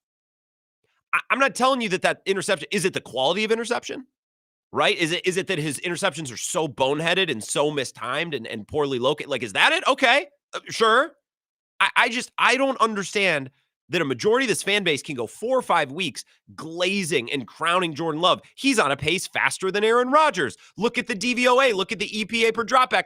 He's unbelievable. And then he throws one pick on the tail end of an elite stretch. It's like, we still don't know if he's the guy. There has to be a middle ground here on this guy. So I'm with you on that. Don't put that Jordan Love on me, Vagabond. I was very clear to start the second hour last night. And if you missed it, that's fine. I understand that you can't, which is why I'm repeating myself here, okay? Not everyone can listen to everything. I don't know that I'm a fence sitter on Matt LaFleur. By the way, when I call out Tony in Texas, it's not over Matt LaFleur. It's that he calls in and speaks so highly of Malik Willis. And I say, okay, Tony, do you want Malik Willis to start? And then Tony says, no. And I say, okay, well, then what are we doing? Like that's different. Doing Malik Willis versus Jordan Love is different than, Matt LaFleur, I thought made some missteps on Sunday. Like, I can think the head coach maybe made some missteps without also thinking he should be fired. That's not fence sitting. That's I think, fairly rational opinionism. It's not a word. Wisco Sports Show, one more call, and then we got to take a break. Who's this? Is it Kevin? Kevin? Yeah, what's up, Kevin? Kevin from La Crosse. I haven't talked to you in a while. What's going on? Missed you. Hey, thank you. I'm way older than you. I remember watching Super Bowl I and Super Bowl II with my dad and my younger brothers, and of course the Packers won both those. Mm-hmm. And do you remember who won Super Bowl III? Cowboys? No. I mean, I don't remember. I wouldn't remember. I wasn't there, but I guess I don't know. Not off the top of my head. The New York Jets. And do you know who the quarterback was? Joe Namath? Yes, it was. And Joe Namath was, they were decided underdogs against the Baltimore Colts. And Joe Namath famously predicted before the game that the Jets were going to beat the Baltimore Colts under Johnny Unitas. And they did win.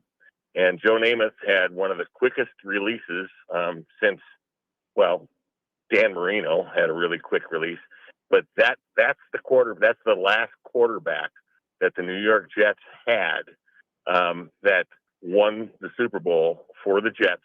And he predicted it before the game, and the Baltimore Colts put it up on the chalkboard and said, this crazy young guy predicted that they're going to beat us. And I think the Baltimore Colts back then under Johnny Unitas were predicted to win the Super Bowl by like 2 touchdowns, and the Jets won Super Bowl III.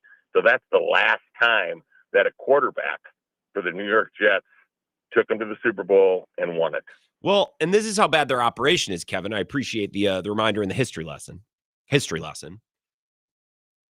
There are bad franchises. I think the Bears historically have been this. I think they might have a clue with Ben Johnson. We'll see. Time will tell. There are some franchises that are so bad, and they suck and they draft and they tank and they draft and they keep taking swings on quarterbacks. And it's like, well, if we draft Superman, then we're something. And if not, we're effed. We got no chance. And that's been the Jets. So pardon me if I don't go out of my way to praise them for collecting all these picks. Because unless they draft Andrew Luck or Patrick Mahomes, and one of those guys maybe once every 10 years, maybe, unless they draft one of those guys, it's not going to amount to anything. So everyone can call the Cowboys dumb. I don't know. The Cowboys traded for a good player today. I think that should be commended. The Colts spending 2 firsts on a corner is a little. I'm not spending that much money and not that many picks on corner. I think that's insane. That's like paying a relief pitcher a pile of money. Wouldn't do it. Some more football takes on the other side. Mike McCleary, Badger Extra, going to join us at 5:35 to talk Badgers basketball. A lot yet to come on the Wisco Sports Show. Don't go anywhere. This is the Wisco Sports Show with Grant Bills on the Wisconsin Sports Zone Radio Network.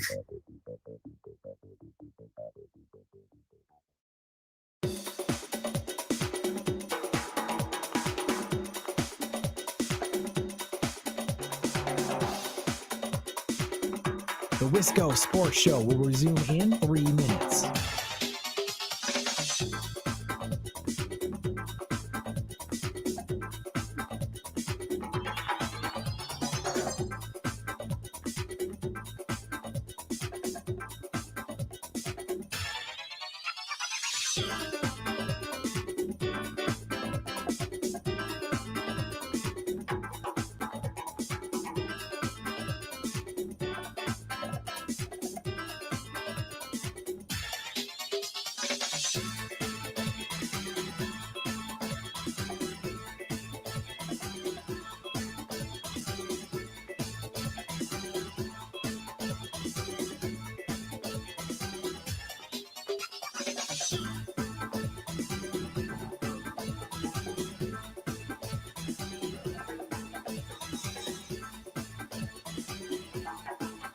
The Wisco Sports Show will resume in 2 minutes.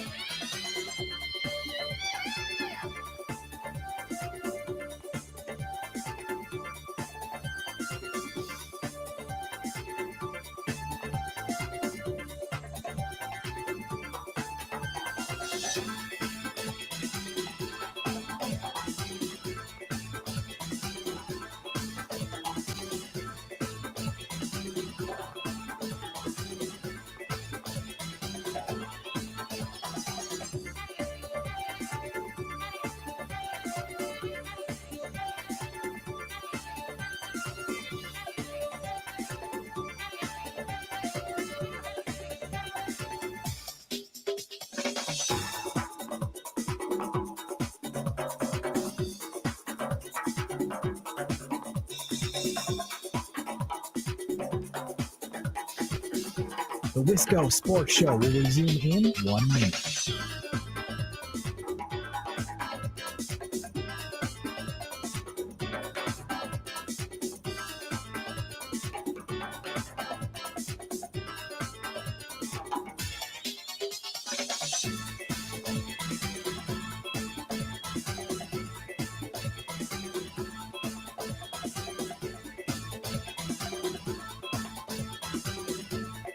The Wisco Sports Show will resume in 30 seconds.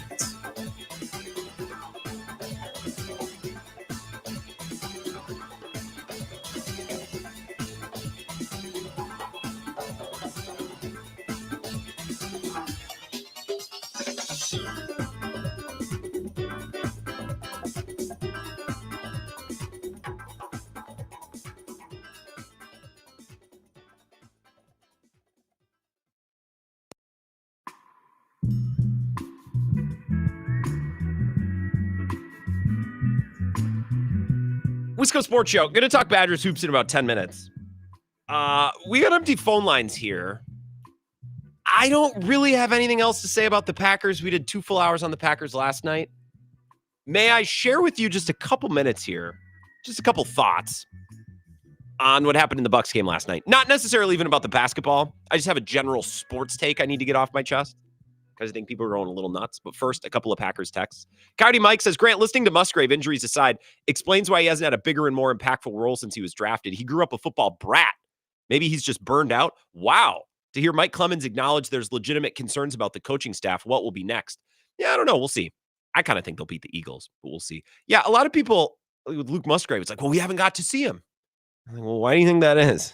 Like, I don't think he's any good. Like, yeah, he's fast, he's athletic, and can make some catches. That's what the wide receivers are for. So unless he's faster than Christian Watson or better at catching the ball than Matthew Golden or Romeo Dobbs, I don't know. A little redundant. Gordon Lacrosse says, we should have went for it on fourth down before the half. The Packers do not need a head coach. They simply need a new play caller. Matt LaFleur can sometimes be a genius with play calling and design. The other times, it seems like he's made for calling a middle school or JV team. He definitely has the backing of his players. I think he can be too predictable at times. If you think he's a good offensive schemer and play caller, then you should let him do that. I don't want him taken away from that to do more game decisions, because those are the things that I'm told that he sucks at. I think he has been a little too passive on fourth down until he decides to go for it. And then it's like, well, maybe not that one. Maybe not the 4th and 8. maybe that's a bit much. Johnny Driftle says there are a few things that we have harped on Matt LaFleur over his tenure. The last exhibited a lot of those. And I think that's why folks suddenly changed face with him. Yeah, I think so. A lot of people have had complaints about Matt LaFleur for a long time, but they've been nitpicks. They've been small. And then Sunday, it's like, oh, there they all are on my television. And Greg Olson is also talking about them and calling them out. So, no, I get it. I get it completely. A Bucks take quickly. And if you're like, the NBA is not my thing. Oh, hold on, because I think this will still interest you. Plus, we're going to talk Badgers basketball in about 8 minutes here. Not even. The Bucks were in Indy last night. Great buzzer beater by Giannis. Very fun finish. Stressful. Didn't need to be, but a good basketball game. Not going to complain. Miles Turner makes his return to Indianapolis and gets booed ruthlessly. And Doc Rivers was offended, and Giannis was offended. Giannis went on a 3-minute rant about this. I'm going to give you like 60 seconds of it because it's pretty redundant. I don't need the full 3 minutes. Before the game, we cannot stress enough to Miles how important it was for us to win this game for him. I just going to say this for Miles because maybe he didn't say it for himself. Like being able to play in the NBA, like the average span on the player. Lifespan on the NBA player is, I think, 4.5 years in the NBA. He had 10 years of service in one franchise. You know, to be able to come here in Indiana, all-time leading black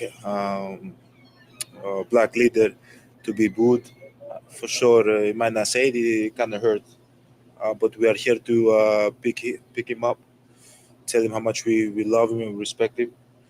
And we understand how much he gave for the team, for Indiana, and how much he's willing to give for Milwaukee.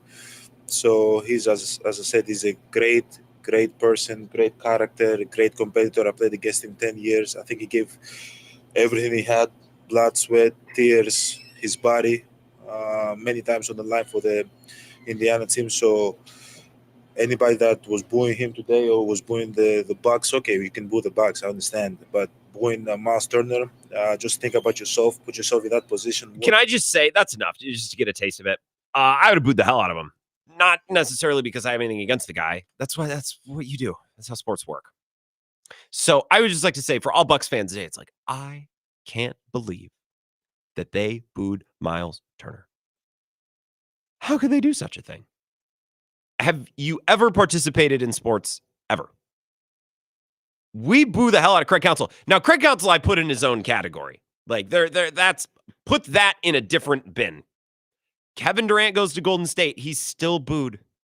Like, guys leave. They're still booed. You leave, you get booed. It doesn't even mean that the fans hate you. It just means you get booed because you boo because that's what you do. That's just how it works.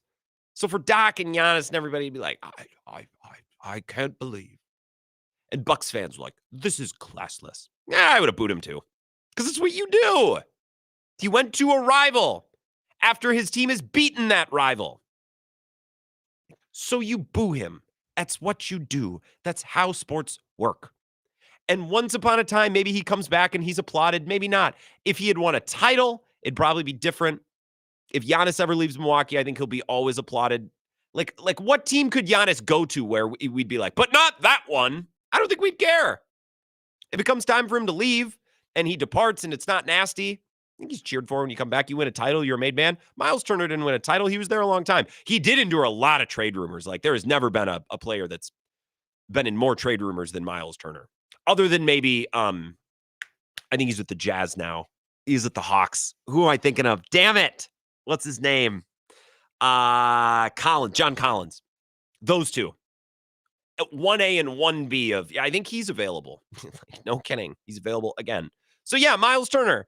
That'd be a bummer, but dude, you left for a rival.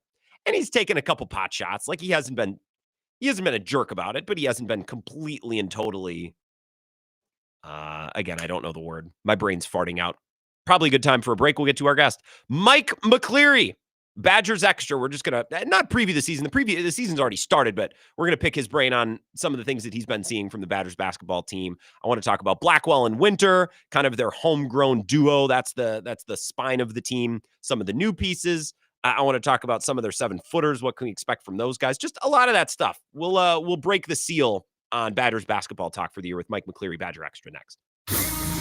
This is the Wisco Sports Show with Grant Bills on the Wisconsin Sports Zone Radio Network.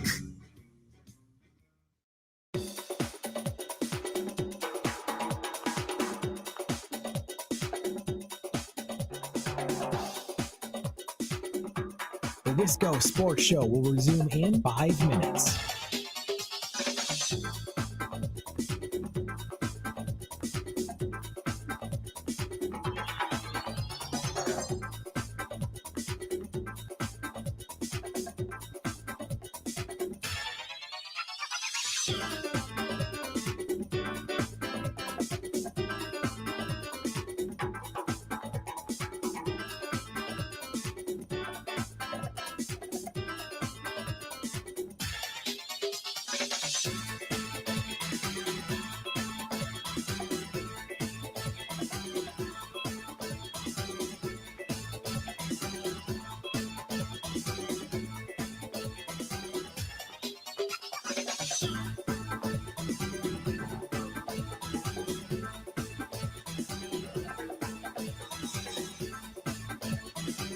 The Wisco Sports Show will resume in 4 minutes.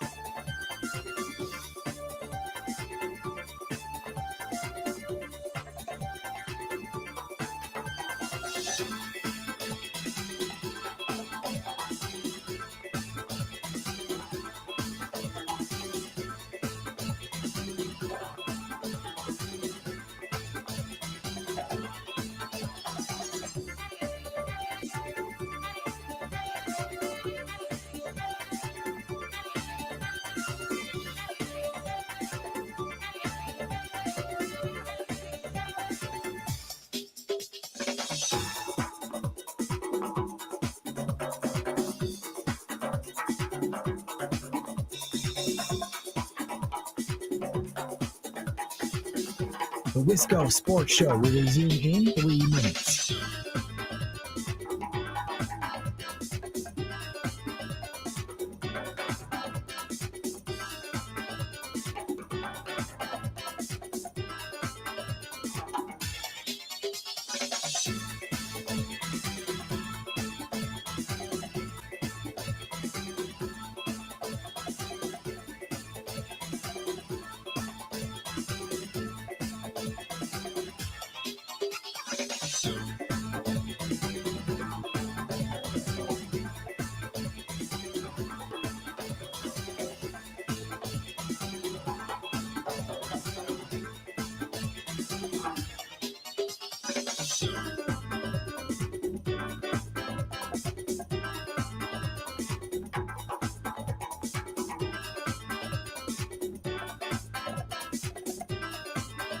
The Wisco Sports Show will resume in 2 minutes.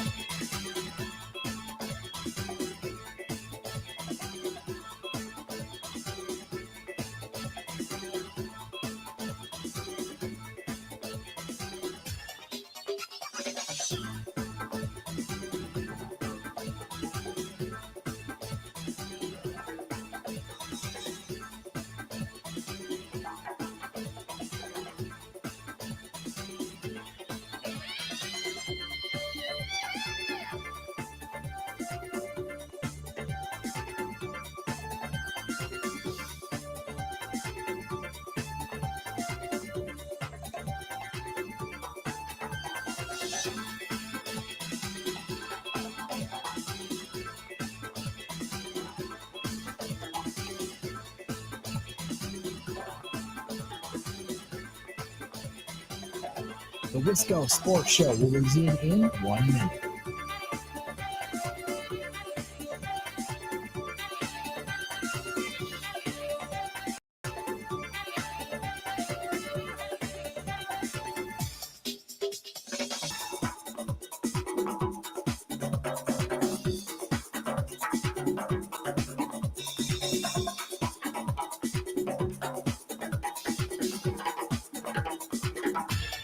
The Wisco Sports Show will resume in 30 seconds.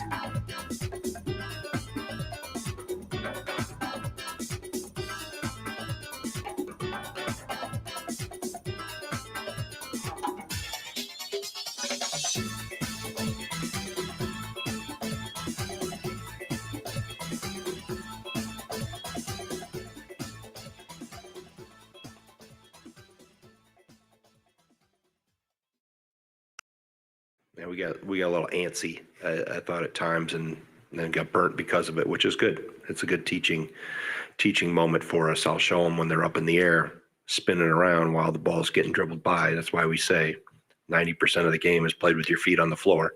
It's hard to move when you're up in the air when the ball's getting dribbled by you. Little things that if we continue to clean those things up, we'll become a better defensive team. That's Greg Gard last night.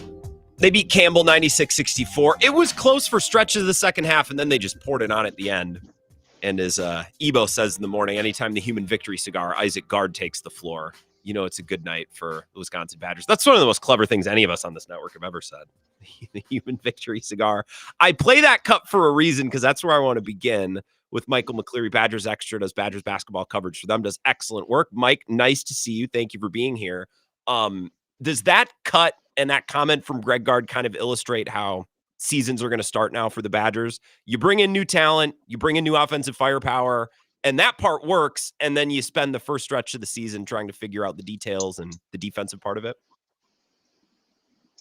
Yeah, I thought it was really interesting that he said that Andrew Rohde is the one who early in the year finds himself in the right spot more often than not. I don't know if he would be considered the most individually talented defender that this Badgers roster has, but just having familiarity with the defensive system at Virginia, that's really what the issue is at this point. The players are just figuring out where to be. So I think that bodes well. Over the last several seasons, as they've leaned into the offensive side of the ball, the defense always does start out slow, but it does also improve. So that is generally how it's been, and I don't think there's anything to be concerned about the way it started off this year. But it was interesting to see for stretches how bad it could be, especially yesterday with the way that Campbell was hitting shots. Well, and it felt like that was kind of similar to last year too, where it's like the offensive firepower was clearly there from the beginning. Like that clicked right away. But as guys are getting to know each other and play with each other for the first time, and then the team defense and the playing together, that takes a little time in this era of college basketball. John Blackwell, what do you have, 16 in the first half? What have you seen as you've covered him now for a couple of years? What have you seen from him coming into this season and maybe last night specifically that you maybe wouldn't have seen in the past, or just little areas of growth that we can be excited about this season? Yeah, Greg Gard calls it moxie. I mean, he made kind of a throwaway comment at Big Ten Media Days saying that, because John and Nolan were kind of joking around and asking questions as media members, and they asked who's the funniest on the team, and Greg said you didn't used to be funny, but it might actually be you now. And I actually feel like there might be some truth to that. He's brought so much more personality to his role. He seems just so loose and confident on the floor. Working out with NBA players over the summer, it only helped his game. He's obviously added things to his game. His three-pointer looks a little bit more fluid. But I just think the confidence that he brings to the role, he looks like he's going to go out there and thinking that he's going to score 30 points every single night. And obviously, first night of the season, 1 for 1. So he took 11 threes last night, which I don't mind. Like, they shoot a lot of threes. My worry, and this is how I remember Brad Davison's career at the end at Wisconsin, and maybe this is unfair, but I always remembered him as, well, he's going to take 11 or 12 threes, and if he hits a bunch of them, he's going to have a good night, and the Badgers will be good. And if he doesn't, like, there's not there's not a whole lot else there. Like good defender, good leader, but like, so that's my concern, or not even a concern with Blackwell. Let's talk about that. If his three isn't falling, what other ways can he contribute and still score? Because he's going to need to just about every night. Like if he has an off night, the Badgers have an off night now that this is his team. So how can he be insulated maybe from a weak 3-point shooting night? Yeah, I mean, well, the Badgers definitely have enough 3-point shooters. So in terms of the 3-pointer not being there, there will definitely be others on the team that could pick up the slack in that area. In regards to his own scoring there, I think that will be an important thing to see in one of these games. There's going to be a game throughout the year where it's just not falling, whether that's in the mid-range, in the 3-point. Like, he has to find a way to be consistent in a game that he just doesn't have it. And I think that's a lot of getting to the line. And I think he's added a little bit of that. I mean, playing next to John Tonje only helped last season, I'm sure. But even through the summer practices, I mean, I just saw there was kind of an added craftiness to his game where, Jack Janicki, who's his roommate, knows John just as well as pretty much anybody on the team, is also a great defender. And, some of the moves that John was trying on him to try to just, I guess, get fouled without really doing much at all. I found that really interesting, and it seemed like it was a new element of his game. So, the free throw line will be huge. He's obviously a super physical player, so he wants to get to the rim.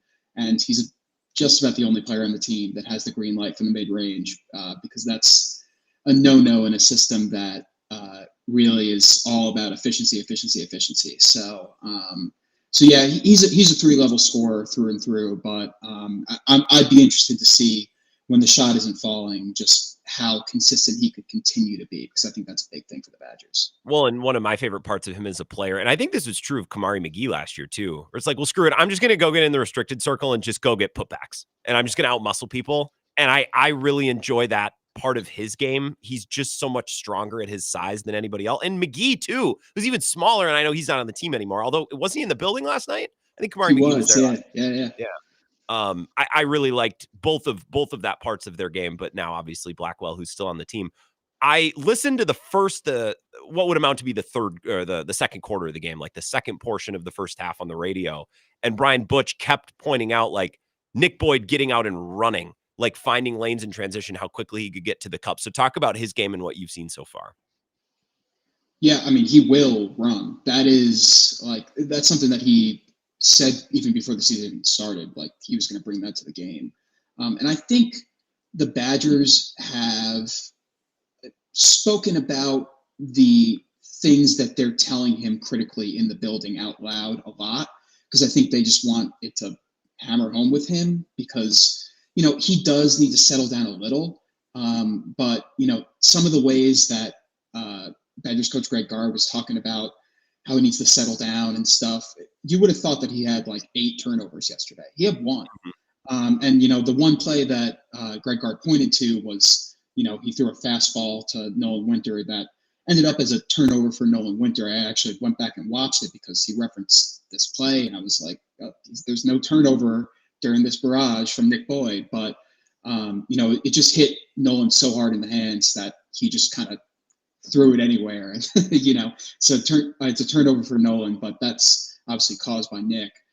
So he does play too fast at times, but that speed is something that the Badgers have really not had, especially as they've transitioned over the last several years offensively. I mean, the pace has gone up, but a lot of that has to do with they're shooting more threes. So, that's means more threes in transition earlier in the shot clock. So pace goes up, but they've never been a run and gun team. So to add that element and the way that he could attack defenses, especially when you have a guy like John Blackwell who kind of attacks them so methodically, it's just such a dangerous 1-2 punch. I mean, I think he played amazing yesterday, and those two are going to be a handful. I look forward to watching them. And again, this is a byproduct of this era of college basketball, and there's parts of this in college football that I despise. But for a program that's kind of got it dialed in like Wisconsin, part of it is exciting. It's like, okay, so we see these pieces and we're just going to see them continue to grow together and learn how to play together as the season goes along. So it's a weird byproduct of this new kind of way that college basketball is done. Michael McCleary is here. Read his work, Badgers Extra. He's on Twitter as well. Let's talk about Winter, and also, I guess, to a lesser degree, Will Garlock, because they have a couple 7-footers or, these big guys underneath. And I always see comments from Badgers fans on Twitter. It's like, man, it would be nice if our 7-footer could go down and post up and get a bucket. And is that something that, well, first of all, do you see it that way? Is that maybe a shortcoming of this team? But also, like, is that the player, Nolan Winter or Garlock or any of these guys, or is that just kind of how their offense is facilitated? Like, they're not looking for these guys to go get big and to get post-ups and to play that way, and Badgers fans need to maybe accept that or understand that. Well, you'd think for a team that likes to play in transition, either that be shooting threes or Nick Boyd running the break by himself, getting set in the half court and throwing it into the post, that is sort of the antithesis of that sort of strategy. Now, I do think that the Badgers have elements of that. Like, again, they're not a true run and gun team. I do think they like to get things earlier in the shot clock. But you saw over the last couple of years with Stephen Crowell, I mean, sometimes you just need to throw it into Steve and, let him kind of work. And I think Nolan can do that. And I think he will be asked to do that at certain parts of the year. And you've seen it a little bit more early with Austin Grapp working out of the high post. He's a really good passer out of that area, hits the corners pretty well. I don't know if he's a guy that is going to get into the low post and, hit a hook shot over somebody, but, he does have good touch. So it's definitely in his wheelhouse. But, Nolan Winter last year, he had one of the best offensive ratings in the country. Lower volume, but, he had the best offensive rating on the Badgers based on the amount of attempts that he got per KenPom. I don't know the exact number, but I remember it being super high. So, he was somebody that got his chances and finished them. So I do think that's an element of his game that he'll be able to tap into. Do I think it's as reliable as Steve when he was asked to do it? No, because I think they're different types of players. And frankly, I think Nolan just wants to be a different type of player than Steve was. But at the same time, I do think there's going to be times where they're going to need to get the ball in the post and they're going to need just a bucket, maybe over a smaller guy or if they have a mismatch. And I think Nolan really hasn't been tested in that yet, but I'm eager to kind of see where that goes. Well, it's funny you mentioned Rapp as a passer out of the high post too, because that was, I don't want to say sneaky because it was talked about, but like Crowell was outstanding at that. That was maybe, if you were to stack up all his traits as a big man, like maybe the best thing that he did relative to his peers, especially, was probably passing. And for a team that wants to shoot a lot of threes and for the most part play from the perimeter anyways, like that was a pretty significant part of his game. Is that something that you see from Nolan Winter? Like, do you see him as a playmaker? Because I'm just trying to figure, like, from what we saw last year at lower volume, where does he have room to grow and add to his game this year? Because he'll need to, now that some of those pieces that were in front of him last year aren't there anymore. Yeah. I think he could hit a higher rate of his threes. He's going to get open looks and he'll probably take more. But, he was shooting in the low 30s from three the last several seasons. So, I think he could improve in that area. Obviously, he's seen as a 7-footer that can stretch the floor. So, I think this is his opportunity to start playing like that. So that's a way that he could grow. But also, that Oklahoma game, I think it's a game that he said he flushed away. He's not like considering that game as anything that was anything close to him.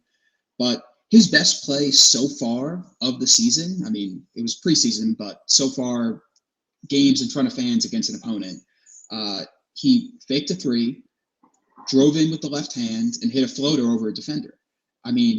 That's something that a lot of 7-footers cannot do. And that is, I don't know how many touches he's going to get where he's going to be asked to create like that. This isn't like, the offense running through Nolan Winter like it was running through Frank Kaminsky 10 years ago.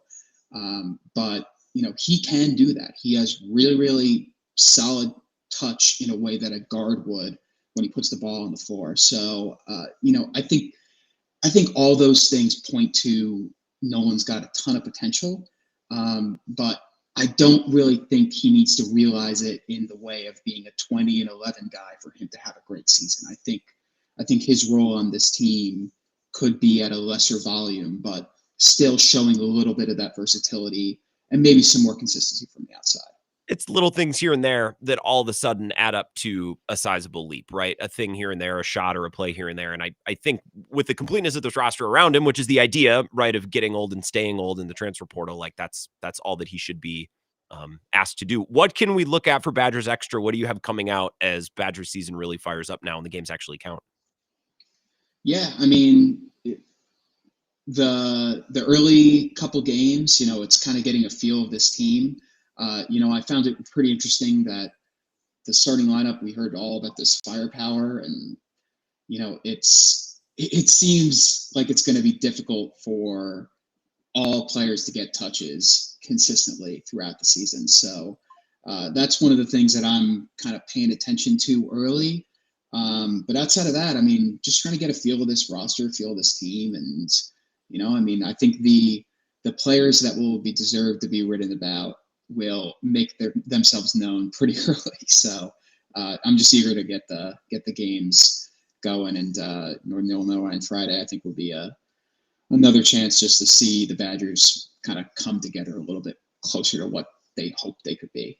Yeah, the picture gets a little clearer every game with new faces, and they're mixing and matching all these players together, some of them for the first time. So look forward to that. We'll follow your work. I appreciate it, man. Talk to you soon. Yeah, thanks so much for having me.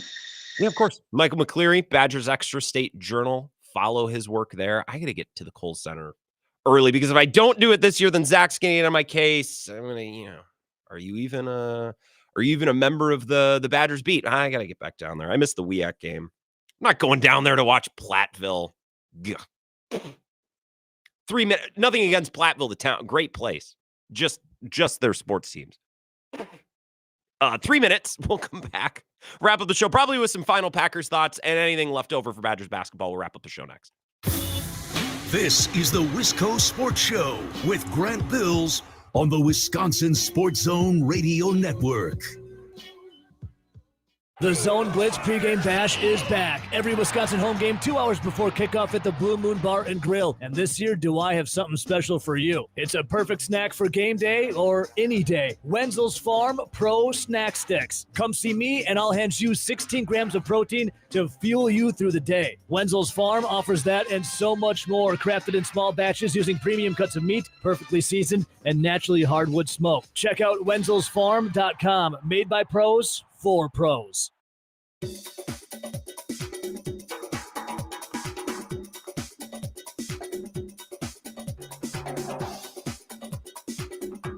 Wisco Sports Show will resume in 3 minutes.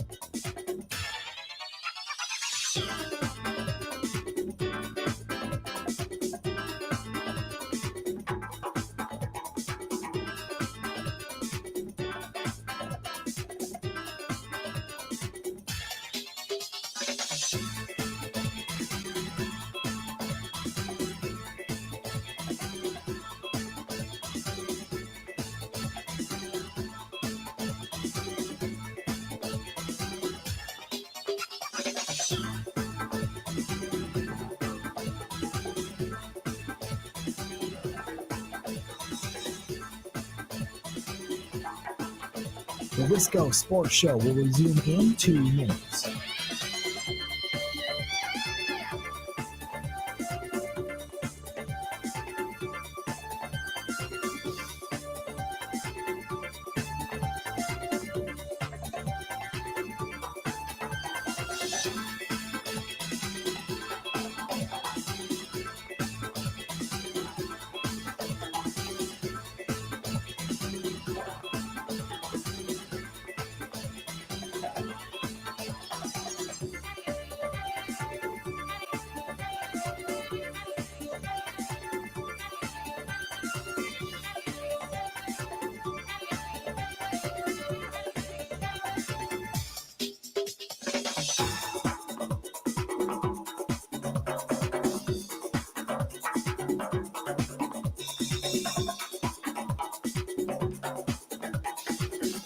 The Wisco Sports Show will resume in 1 minute.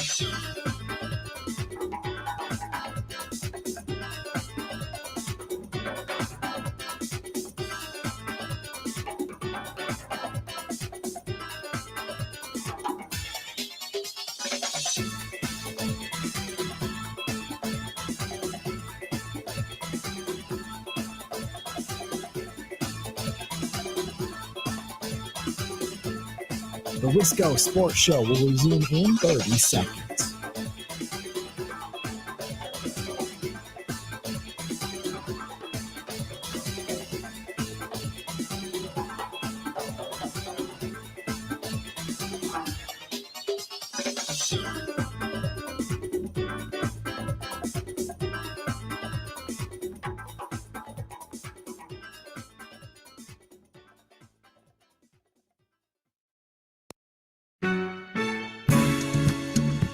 Final segment, Wisco Sports Show. A lot of good Packers talk, little Badgers basketball talk. Thank you to Mike Clemens. Thank you, Michael McCleary. Thank you, Lauren. By the way, Brewers transactions today.